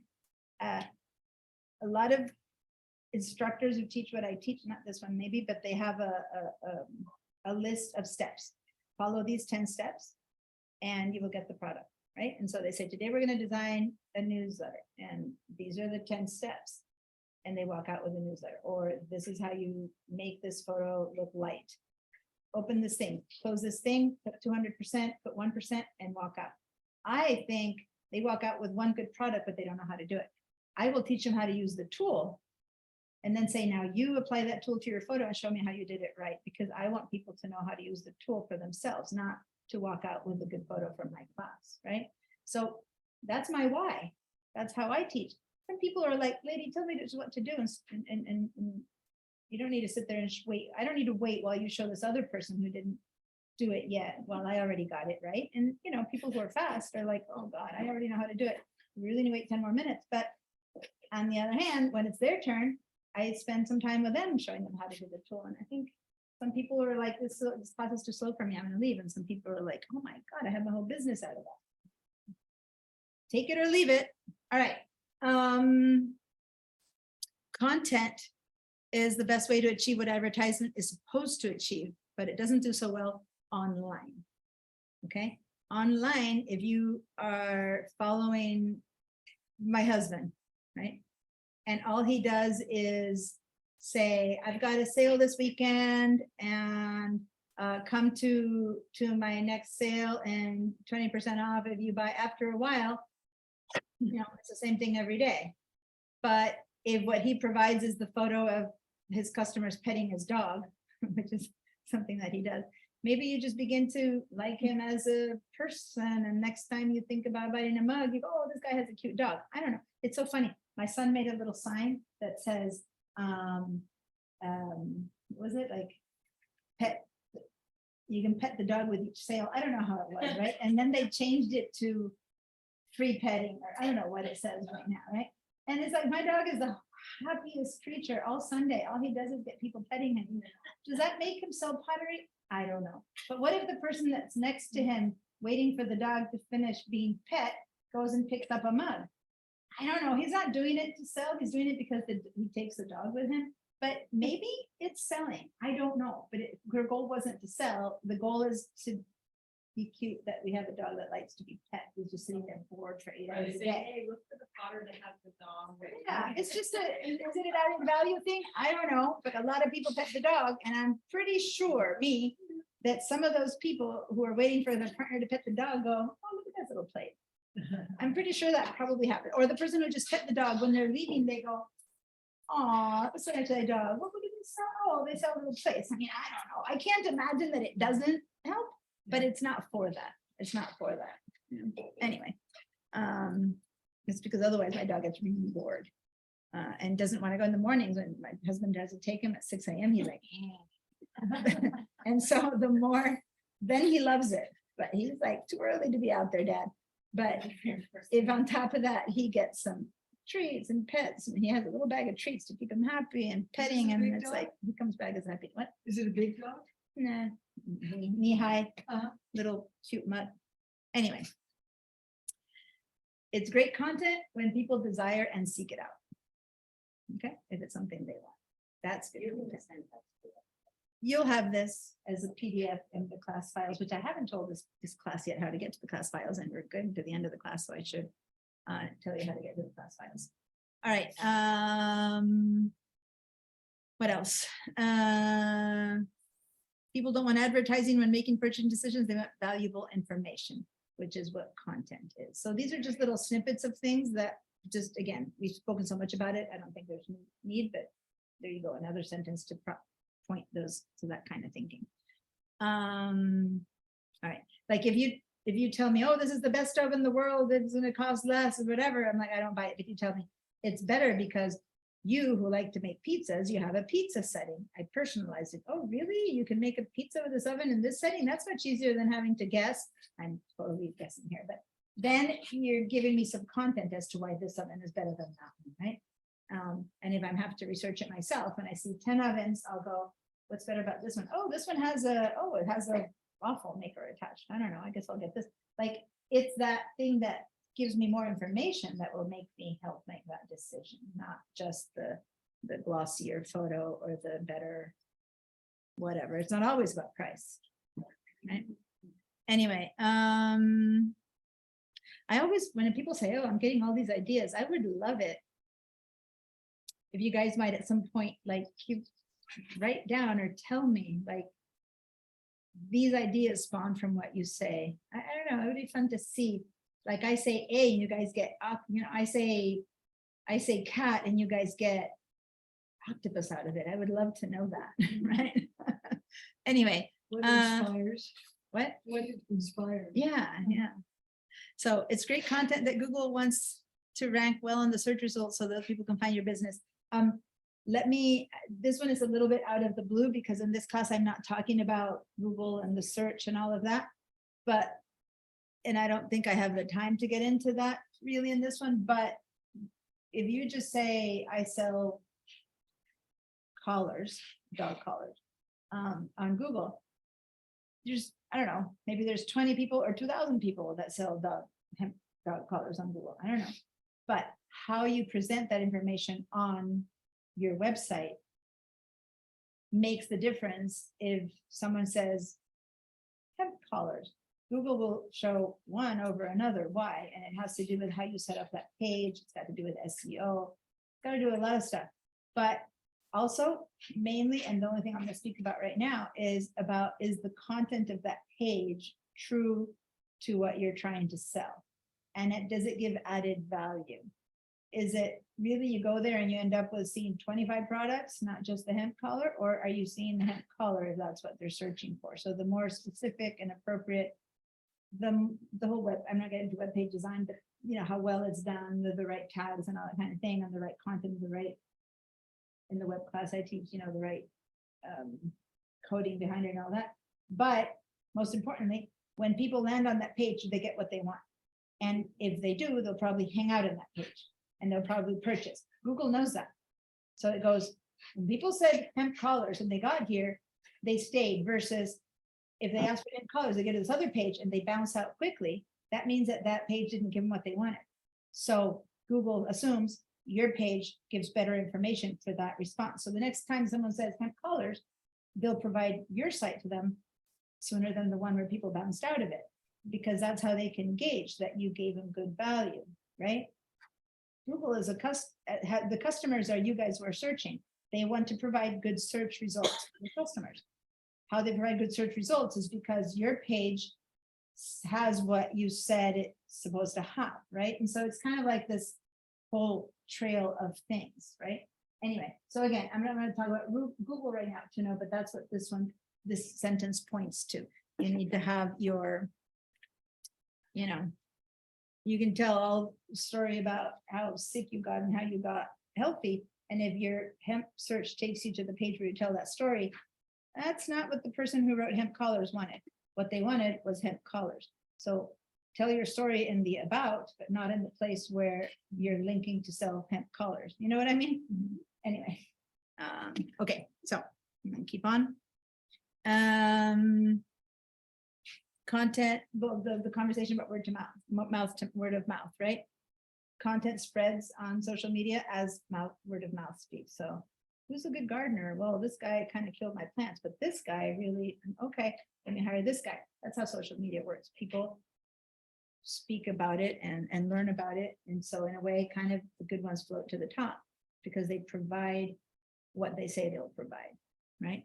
If 10 people take a cruise with Cheyenne and hate it, they're not going to feel good about that cruise. So Cheyenne has to either stop working with that company or at least stop promoting it and promote another one, even though this company gives her a bigger percentage than that one, but her people won't be happy. So she better start promoting that when she gets less percentage from, because then she'll sell 10 of them and in the end can make more money than the one that makes her now more, right? I'm just thinking about that. You got to think what is your content you're providing to your guests, the right content, not the one that you're going to make more money of. So keep thinking about it. It's not about money in social media. It's about happy customers, happy clients. That's the money with social media. Happy, so how word of mouth, transmission, happy customers. This is more, there's a handout I have that's like a little poster, but I put the points in here. It has like 25 points of what kind of content we crave. So in the handout, it's a little poster. So I just have like 5 or 6 slides here that are basically what's the kind of content that people want. So I'm just read a few of them out and let you guys explore it later. But content that reminds us that life is short, that dreams can come true, give the face to believe for bigger things, reminds us that we matter. So what we're talking about is not about the hemp collar. It's about these kind of things that you would get if you buy that hemp collar, for example. Reminds us of the forgotten basics, the overlooks, content that has an unexpected twist, or if it tells us a story, or if it takes us on a long journey, or inspires us into action. Makes us laugh or smile, makes us cry, joy or sadness, reveals some secrets to us, teaches us a new technique, surprises us. I didn't know that. Encourages not to give up. Reminds us we're one of a kind and encourages us to live that way. Reminds us that there's more, confirms our assumptions or challenges our assumptions. Basically things that make you think, right? Educates us while entertaining us. David beats Goliath, fresh point of view about common things. As I said, I have this as one little infographic in the handouts, but it's just showing you, if you thought content was about your paintings or about your color or about your cruise, no, it's about what people think they're going to get out of going to that cruise, and how you sell it to them is what is going to happen in their life if they go on this cruise, right? It's not necessarily about that cruise, and it might be about the bunks and are they called bunks, the cabins or whatever, are better in this boat than another. It might be that, so you're selling them comfort, but they'll get more inspired if they can also see themselves in an exotic location. Then it's just about the bunk being bigger, or whatever the names of those things are. Okay. Yeah, cabin.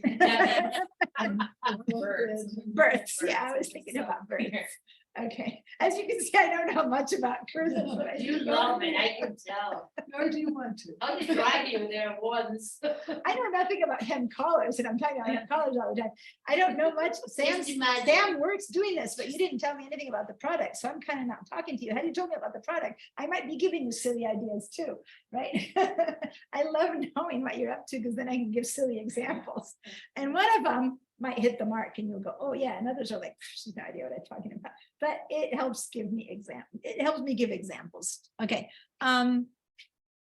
Great content we don't get tired of, stuff that we always have time for, stuff we don't forget. Remember her emails?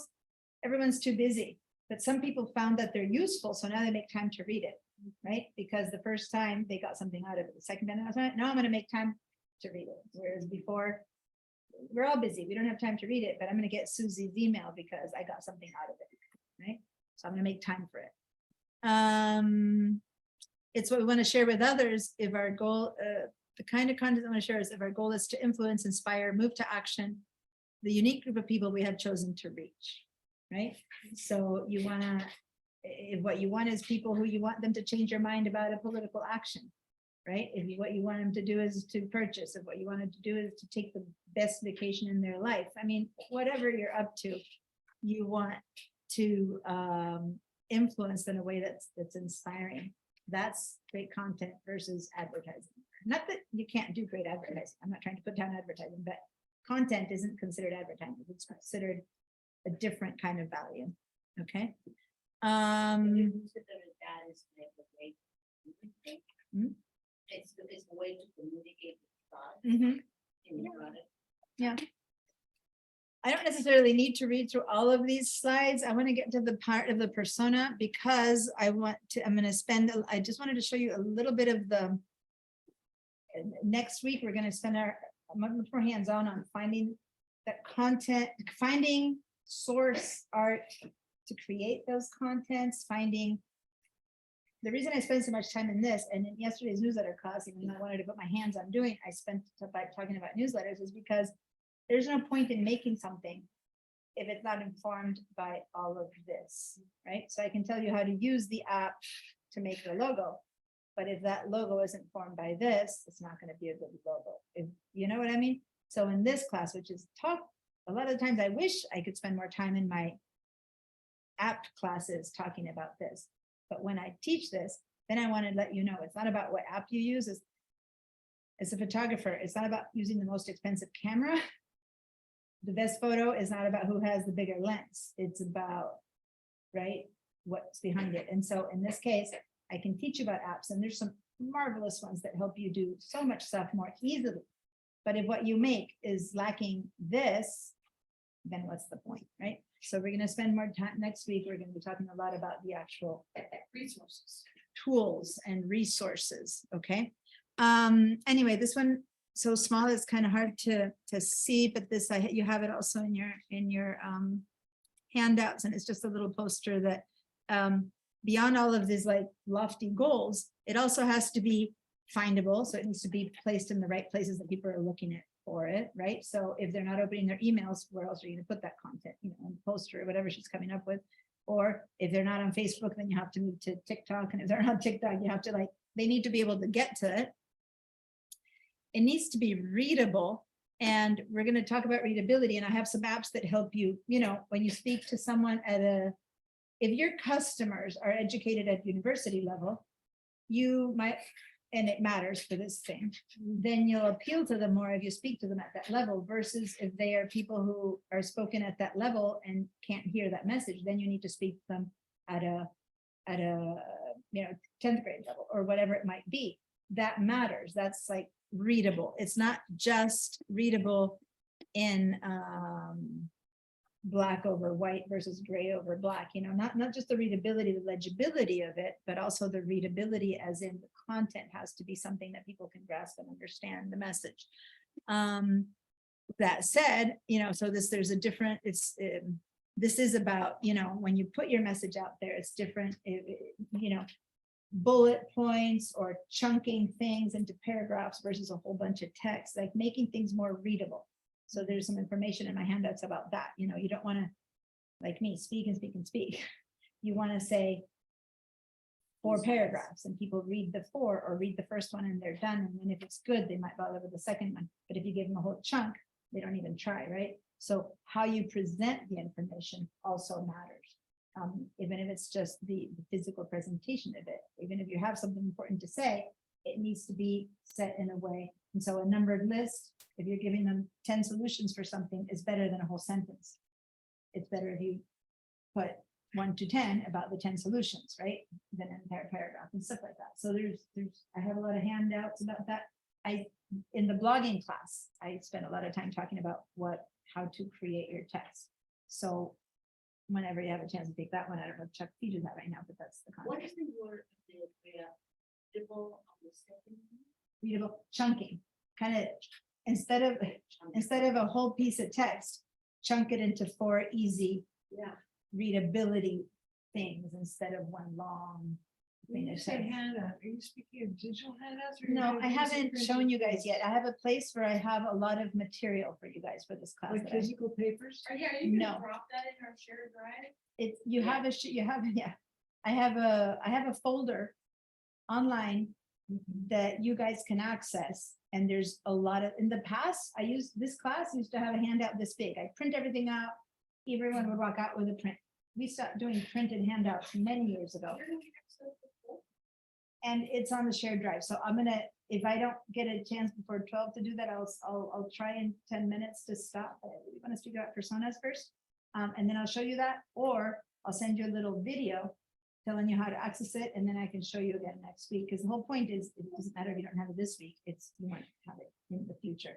And there's a lot of these kind of things in that folder that you can open up, and if you want to print it, you can, or you can read it on the screen. So it Now- includes this, Go ahead. it includes this PowerPoint. It includes this this folder. PowerPoint. and Okay, it's- good. Yeah, My question is that if we download, because this is gonna be in our Google In the Share, Google can Drive. we download it into our? Yeah, yeah, yeah. It's a copy? yeah, and the Google Share. you Because can- I learned yesterday that, and I'm like, wow. Yeah, like this class hasn't been loaded in the shared drive yet. It's not yet there because I'm still updating some of the stuff, but I'll put the code in. The moment I share it with you, I'll put the code in and you'll have it accessible. It's not there yet because I was updating some stuff up until this morning, because as I said, this stuff changes all the time and I didn't get uploaded. Okay, Thank you. so, understandable, that's the whole speak to their level. So respect the audience level, articulate it a different way, anyway, and it's hard to, I don't think this is easy to read, but when you have it in front of you, you'll be able to actionable. You don't want to inspire someone and then not tell them how to move forward.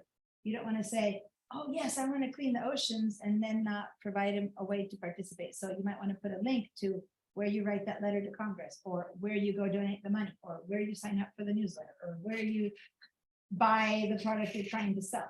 Your content has to have a call to action, a way for people to, okay, you've inspired me enough, how do I do this? Or, oh, I'm showing my work, I want to see your work. Where are you, what time is your show? What's the address? You know, like, give them the information to work, to take action on whatever you've asked them to do or invited them to do. It's like having an invitation to a party and never be told where it is, right? So that's the call to action. Let them know that if you're trying to convince them to vote for you, tell them how to go vote for you or whatever, right? People want to take action if they want to donate money, but if you don't tell them where to donate or make it hard to get to that information, they're probably not going to go research how to donate, even if they got incited. But if you give them the exact thing, if you go straight to put the money in here, they might donate, right? So that's an example. You might want them to comment to inspire others. So you have to give people a place, a way to participate. And in the case of the emails for Susie, I'm thinking a lot of the times if that's just like directed one way, and they're just the receptors of it, it's harder. You want people to engage, and that's why I'm saying provide some way to have it be a two-way conversation. And I don't know what that might No, be.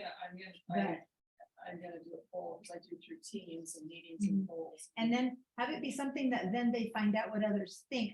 I love the Padlet. I haven't shown you the Padlet. The Padlet's something I've instituted in all my classes now that are somewhat graphic, because everyone, especially when I'm online classes, everyone's in their own little world, right? And people receive your email in their own little world. But then when I say post it here, everyone gets to see what everyone else is working on. And then, so if you tell them, go here and comment about what you think about this or that, then people see, oh, my friend Susan's thought that way, and I didn't see her at the water cooler because she's in another department, but oh, I like how she thinks, right? And so give people a way to talk and converse about things in order to spread the word. Because if all you do is email, the person reads it and that's it, you're reaching one person. What you want is to create a conversation about that. And hopefully you're slightly in control of the conversation. You don't want them to always be like speaking badly about it at the water cooler. Hopefully it's a way to speak that everyone is kind of like included and can add comments and can say what they think. And it's a job. Many people won't say what they really think because they're worried. Let's have it be hopefully a safe place, you know, that's Well, exclusive. and and it's the culture too. Where it has- Yeah, exactly. Not So good or yeah, bad. there's other concerns there. Not good or bad, the audience. So- Yeah, exactly. Shareable, well, the user be able to share it. So a lot of the times when what you do or say is important enough and they're inspired enough, they can also then move that forward to someone else, share it either, as I said, in social media or, take 2 business cards and pass on another one would be the normal way. But in real life, that would be the action. I want to move forward a little bit on my slides, guys, because I have, you guys yesterday online, you were being a very big part of the conversation. Today, your online people are being very quiet, but if you have anything to add or say, please. So I'm going to, let me skip forward a little bit. I know that I might need to come back to some of these next week. We're in page 31, but I want to jump a bit faster. Story first, it says, okay, content marketing. How will we tell that story? Again, when I say story, it's not a good or a bad or a tragic story. It's whatever story you choose to tell about it. Okay, okay, I got to it. Ideal reader, ideal audience, ideal customer. This is where you begin to, how do you know how to target your content, right? You don't. Sometimes you know exactly who your clients are, right? You already know, but especially if you want to expand, you might not know.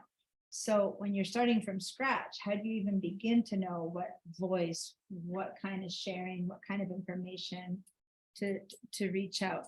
So ideally, what you want to do is, in this case, this is particularly about blogs, but it can be anything.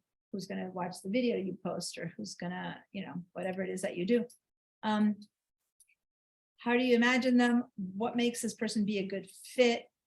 What will your ideal reader like the most? Okay. How can you combine what you would enjoy the most with what your ideal reader would enjoy the most? Okay. Because you have to be sold on this too, right? I mean, if you're not sold onto that, you can't sell anyone onto it. Who would find your blog or content or whatever you make funny or entertaining or exciting, informative, indispensable, addictive? Like why would they want to subscribe to your newsletter? Because not everyone wants to subscribe to newsletters, but then they know they'll be getting in the mail. Like, what would you provide them that will make them subscribe, that will make them call you up, that will make them forward your name to someone else? Like what would it be, right? What would it make? What would in your content would make it so that people at your work start saying, hey, you should read Susie's emails because I learned so much, right? What would it take? So what you need to do is create yourself an ideal person that you're writing to, but first you need to know what you're all about. So first you need to create your goal. It could be like, and we're not talking about a whole mission for your entire business, but you have to, that's a good one to have too, right? You need to know exactly why you're doing what you're doing in life. Why do you paint? It's an internal, you don't need to share that to anyone. You need to know why you make hemp collars, why you sell tours, like whatever it is that you guys are up to, right? And then if you're going to start marketing, part of that, marketing, sharing. When I say marketing, a lot of it seem to be like to sell for money, but you could be, your goal is, as I said, to have, save whatever fish that is running down the stream. I mean, consider that none of this is only about money. Then pick a goal, pick one goal, right? And this is your homework for next week. Pick one goal of everything. And if your goal might be make a website, or my goal might be explore social media app for Anna, or maybe your goal is get a yes on one show that I'm going to do next year, right? Get one, that's your goal. Get a commitment for one show or 10 shows or whatever. Sell one painting. Your goal can be whatever your goal is, right? If you already sell 20,000 collars, maybe your goal is sell 40,000 collars. I don't know. So make a goal, an existing goal that you if you have a goal, it'll be easier to speak to that goal, right? And then stretch that, a stretch goal. So not like, okay, I'm going to send 2 more collars, or I'm going to sell, if I already sell one painting every year, I'm going to sell 2 every year. No, a stretch goal. I'm going to sell 10 this year, or, like it has to be something that's achievable. Don't make it like, I'm gonna become king, queen, the Queen of England. I want to. Make it a stretch that you really have to push yourself. Make that goal be really specific, you know? I want this to happen in this amount of time and within these bounds, like really specific. If you just dream, that's not a goal, that's a dream. Dreams are awesome. A goal is achievable in a certain amount of time and within a certain parameter. I'm gonna sell 10 paintings in 2 months, or I will have 2 shows scheduled for next year. Or maybe you already have a show, but you don't know if you're gonna be there in time with 10 paintings. You think you're only gonna make 5 and your goal is I'm gonna have 10 done for that show. I don't know, you guys create your own goals. And then write down 2 ideas of, it's like if you want posts, goal posts, the goal is the end. What are 2 things you need to do to get to that goal, right? 2 ideas that would help you meet this goal, okay? Maybe one is a bit more logical idea, you know, change something that you're doing, like in your case, you guys came up with posters, that's an idea, we'll come up with another one. And another is a bit more out of a box, like, I don't know, this will work, but I wonder, a little bit more into the realm of dreams, like help you have something that you know you can do. It's a stretch, but you can do. And if I do this, I might sell 10 paintings, right? I don't know what the goal is. And if I do this, I might sell 10 cruises. And then what if I did this? Maybe I can sell 100. That's far-fetched, but let's try it. But it's all towards that goal. The goal is the one that you're trying to reach. So what some you know, you might get to think differently just because you propose you know, that idea. So create content, an example here, create content, entertain people and make them laugh about what might be considered a serious heavy machinery. This is an example they gave. And then a stretch would be create a thought leadership program. So I don't have the whole example of what they're coming from here. So that would make sense, but it's just something that's more achievable and something that's a bit of a push would be a good example of 2 goals. Now, there's like six pages here and I'm gonna run out of time to show you where to get the handouts, but that's okay. Maybe you can stay a few more minutes. Discover the answers to these key questions. What business goal do we want our content to help us achieve? So again, the content that you're creating has to be in the function of achieving that goal, right? Whatever you're creating is for that goal. And it could be indirect or direct. Like, why would telling someone that you discovered this brush brand is better than that brush brand help you sell a painting? You might wonder. But it is in that you're providing added value. So then slowly you begin to discover, well, no one cared about that and people cared about this, and you start pointing in your information. So this is a bit more about team, how do we come up with content ideas? Anyway, we can speak more about that. What's our goal? What target audience can help us satisfy that goal? So in your case, would it be people who buy your paintings who give you another show, or would it be your target audience would be show owner, gallery owners, or I don't know, like maybe you're trying to reach the wrong audience, right? You're selling paintings, but you're not getting shows, right? So maybe you need to shift to your audience being the gallery owners. Again, I'm extrapolating here on little bits of information. And then again, what's different about the story that you're telling? What's your approach? Let me keep moving forward. You guys will have these. So have a goal and 2 ideas. Okay, so that's kind of the format. All right. And I would love it if those of you who can stay to learn how to use the Padlet, if you were to post this, your goal and your ideas into the Padlet. It's a link I have here for you. I can email it to you and you just. Well, it should be in the. I don't even know what to do. Yeah, but some people don't know how to use it. So I'll email you the link and you link on it and it's a place where you just click and you just write, this is my goal and these are the 2 ideas I have. And you don't need to explain too much about it. It's just like putting it out there for this group. And this is private to this group. The world won't see this. It's only for us. Okay. What's the word you're using? Padlet? Padlet. I'll show you in a minute. I'll get to that. First, let me give you a bit more idea about the personas, and then I'll get to the how-tos of doing it. So this is your homework, okay? And then the other homework that I didn't put in here is to download some software, and since I haven't gotten deeply into the software, just download Adobe Capture. Ideally, download Canva or Adobe Express. Those are all free into your phones or iPads, and I'll show you that next time. That's okay. What was the second one? I didn't hear the second one. You said Adobe Express and No, you- Canva. Canva? Canva, C-A-N, like Canvas, but Canva without the A-S. And these are apps that are free that you can look up, and I have links to, but you can also download them into your computer. Some of them are only web-based, some you can download as an app into your phone.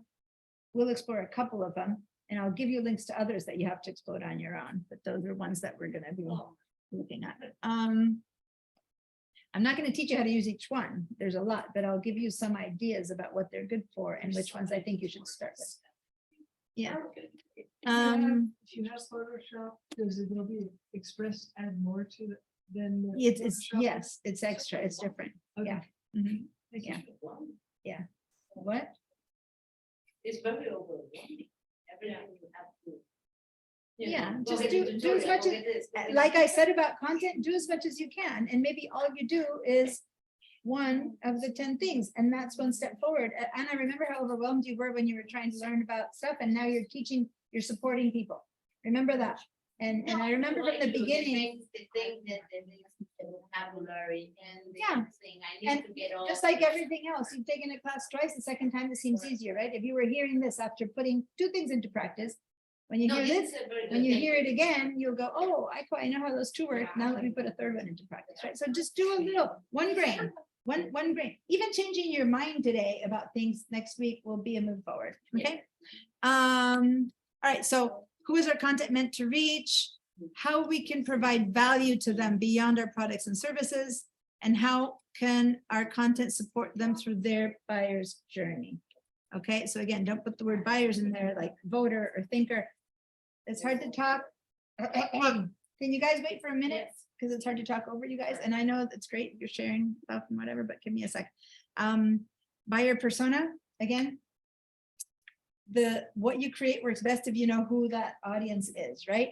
So if you create a persona for yourself, you will have better information. Since I already spoke about this a bit at the beginning, I'm going a little bit faster on the sides, but it's basically, if you have someone in mind you talk to, that you want to talk to, you'll know how to speak to them. Remember the example of if you're talking to your mom is different than talking to the principal. So if you create a person in your mind and flesh them out, write them out, like maybe one of you guys wants to write also as your homework, write out a persona.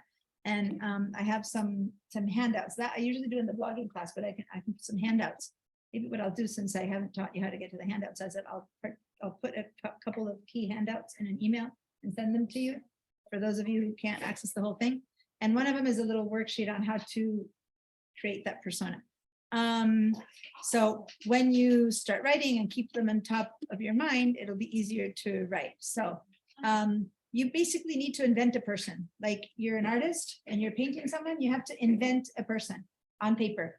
Who is that person? Is that person, what are their characteristics?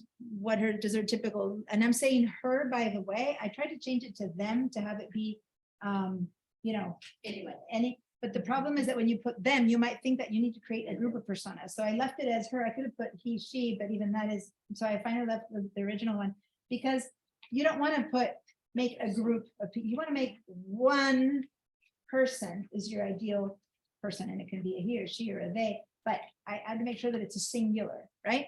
And what do they do? Where do they work? How old are they? What kind of clothes do they wear? What do they like? What is their education level? What is their financial, like really invent a person that you think would be the ideal person for your product, for your materials. Invent the ideal person, not the one that you would like to have, but the person who would truly respond to what you have to give, right? You might also want to do an ideal person. If you have a chance to do 2 or something, try to focus on one right person. And that ideal is that someone you don't reach now. Like, maybe you now reach to your goal, right? Your target, your audience right now is people over 70 who have a big income, and you want to try to start reaching people who are over 50. So then who would that person be, right? That's younger than the people you already have. And thus they're maybe still working, they don't have that much disposable income. So if you invent that person and what kind of, they still have to deal with paying to kids college, or they don't have, or you're going even younger, these are people who are still looking for a job. Like, you create who that persona is and you build a life about them. You make them be a person. Like, if you think of your niece or nephew right now, who are they? If you think of your neighbor, who are they? Like, they're real people, right?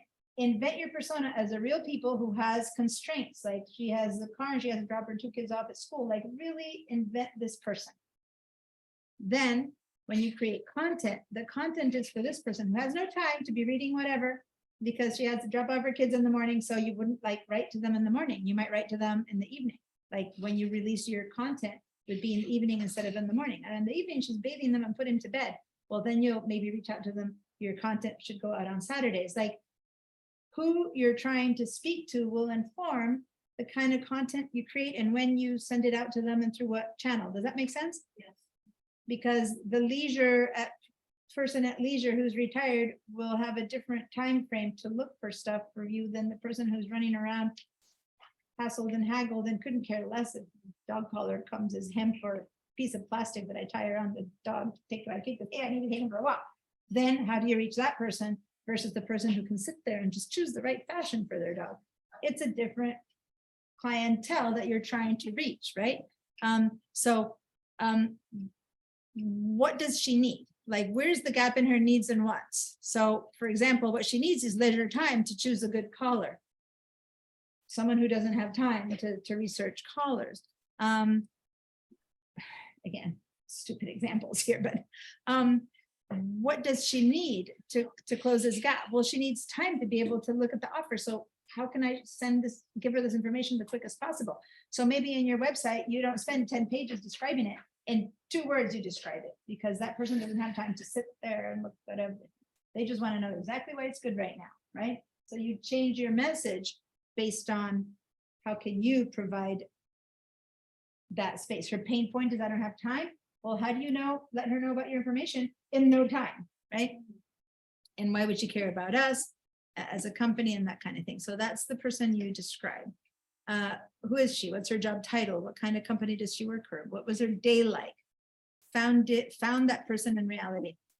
What challenges are more about her job? What gaps might be she looking to fill to alleviate some of that frustration? The pain point is a word that some people don't understand, but that would be a pain point. Like, what doesn't really work for her that if they were to buy, purchase, vote, choose whatever you have to sell would help her along? How far along is she? Is it someone who you're starting from zero? Is it someone who's considering whether to come on a cruise already? Then how do you make her choice? Like, who this really create this person? Is she a decision maker, or does she have to tell someone else to purchase this, right? Anyway, the answers to these questions will help you identify topics, types, materials, channels, ways to move her closer to buying into whatever you're selling, okay? Not necessarily make a purchase only, but to buy in what you're trying to sell, to assign you that show in November. You would rather be going in November because that's when people are going to purchase things for Christmas, but they're giving you a slot in August. Well, what do you need to do to convince them to give it to you for November? I'm, again, throwing out thoughts. More detail, read it yourself, tiny words, that's it. So now, homework, and I had it here somewhere, and I think I didn't, oh, I left it as a hidden slide, so let me unhide them.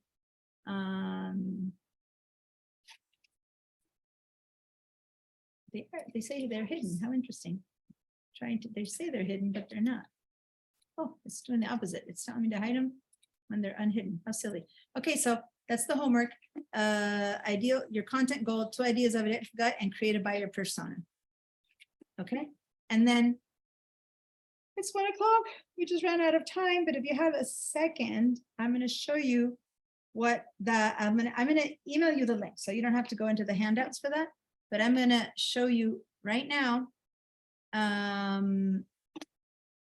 what the Padlet looks like that I want you to, if you want to just write this on a napkin and not share it with anyone, that's fine, but just do it. But if you want to share it with us so that we can have more to talk about next week, then I'm going to show you right now what the Padlet that I'm talking about looks like. So give me a second here.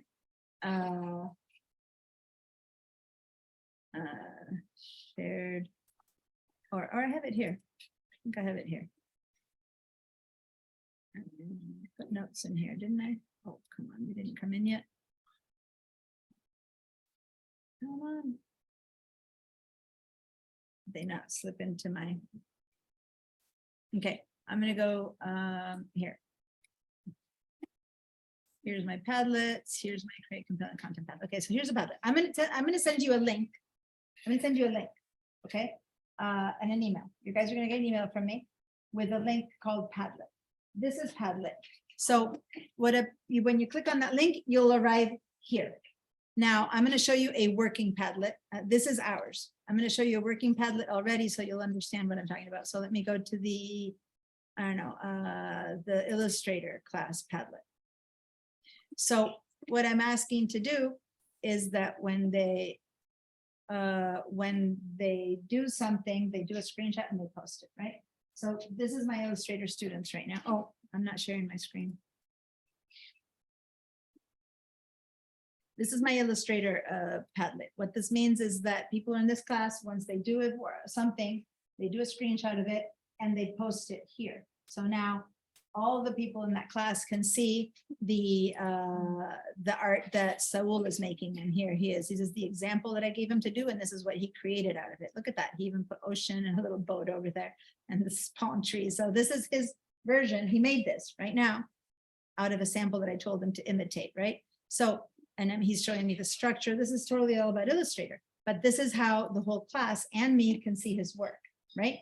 But you can also have a post that says, my goal is this, and my goal is my personas or that. So this is just the whole class being able to see everyone's work, right? So now I'm gonna go back to the Padlet that has nothing in it because this is our first day of class, which is the compelling content Padlet. You'll be here and you'll link and you'll arrive to this. And I have the screenshot one here, but in reality for this class, I don't think it's a screenshot, so I could just get rid of it. But here it is, like what? You're gonna go to this little plus sign that you'll see. You're gonna click on that. You're gonna say who you are. So I'm Diana, right? And then in this case, it won't be about images. You could take a picture of the note where you wrote this down if you want and post it, or you can write in here and you say, my goal is, I know, sell 10 paintings. When? By December 2023. And you might even be more specific to new clients, not like new clients, not old clients that you already know. So anyway, I'm just trying to be as specific as I can. Ideas, idea one, I'm going to da da da da da. Idea two, I'm going to write it in there, and I'm gonna now I'm beginning to just go da da da da da. Write whatever you're gonna write. The other part of it was to create your ideal. So I'm gonna publish this one. So here's my goal and my 2 ideas, and then I'm gonna go plus again, and I'm gonna see again Diana. Can't even write my own name. And then I'm gonna say my ideal reader, my ideal buyer, my ideal client, my ideal whatever, right? So it's, you know, my persona. So my the persona I've invented, right? Or some people prefer to call it my ideal viewer, my ideal reader, my ideal whatever it is that you've got, right? My ideal tourist, whatever, right? And so then you start saying, this is a middle-aged man, lives in high-end city, makes above a certain income, you know, describe it, describe this person. That's your persona that you're gonna write to. And when you're done, say publish. And then just throw it out there, because it's one thing to think. No one's gonna be right or wrong, by the way. But the power of putting it in words and writing it, it just causes something in you. It creates a reality that now you've got something to work towards. So I don't want it to be right or wrong. Someone might read it or might not read it, but it's for you. So if all you do is put it on paper because you don't want to share it, that's good. But if you share it, putting it out into the world makes it one step closer to reality. Okay, so this would be how I'd like you to share. And as you can see, all you need is link, hit that plus sign, and then post. It's simple. You could have written it in another document, copy and paste, right? So you don't have to write it here. Do you need to use the screenshot part of it? No, the screenshot is for my art. I'm gonna get, To put an image. I did. you could, yeah. Oh, actually, you could post a picture of your painting and say, this is the painting I want to sell. Like, you could be very specific, or Just drag an image in there, you or- can drag it in, yeah, you can say, so say that you have an image. I'm gonna say that you have an image already on your computer, right? And you go plus, and then say this is an image, you drag it in there. Then there you go, and then when you publish, it'll pop in, or you'll go in here and you'll click on this icon right there, and you'll go and find it somewhere in your documents and your downloads, somewhere that you have it, it's right there, and I'm gonna select it from there, and I'm gonna upload it, and then you publish. So then that's how there it is, right? And then you say, this is my painting, and, or this is my style, and I've discovered this is what I wanna do, like, just put it out there. I'm hoping you'll give us resources for stock photography. A that ton. You think is best value. I know Adobe is so expensive, maybe. Yeah, I have a ton, and that's the part that I didn't get to show you. I created some awesome lists with the help of ChatGPT. That's what I wanted to share. I'll show you I'm next week. so excited to see the list. But anyway, I have a lot of links to Oh, I can't sites. wait. I am Okay, Thank you. have fun, have an inspired week. Thank you. It's been a great class. Thank you. Great, have an inspired week, everyone. You guys too, go out and do great things, everyone who's been listening in. And I'll send you the link to this. And those of you who know how to access the handouts, they're not accessible yet because I didn't link it, but I will. But at least I'll send you an email with this link so that you can do this part of it, okay?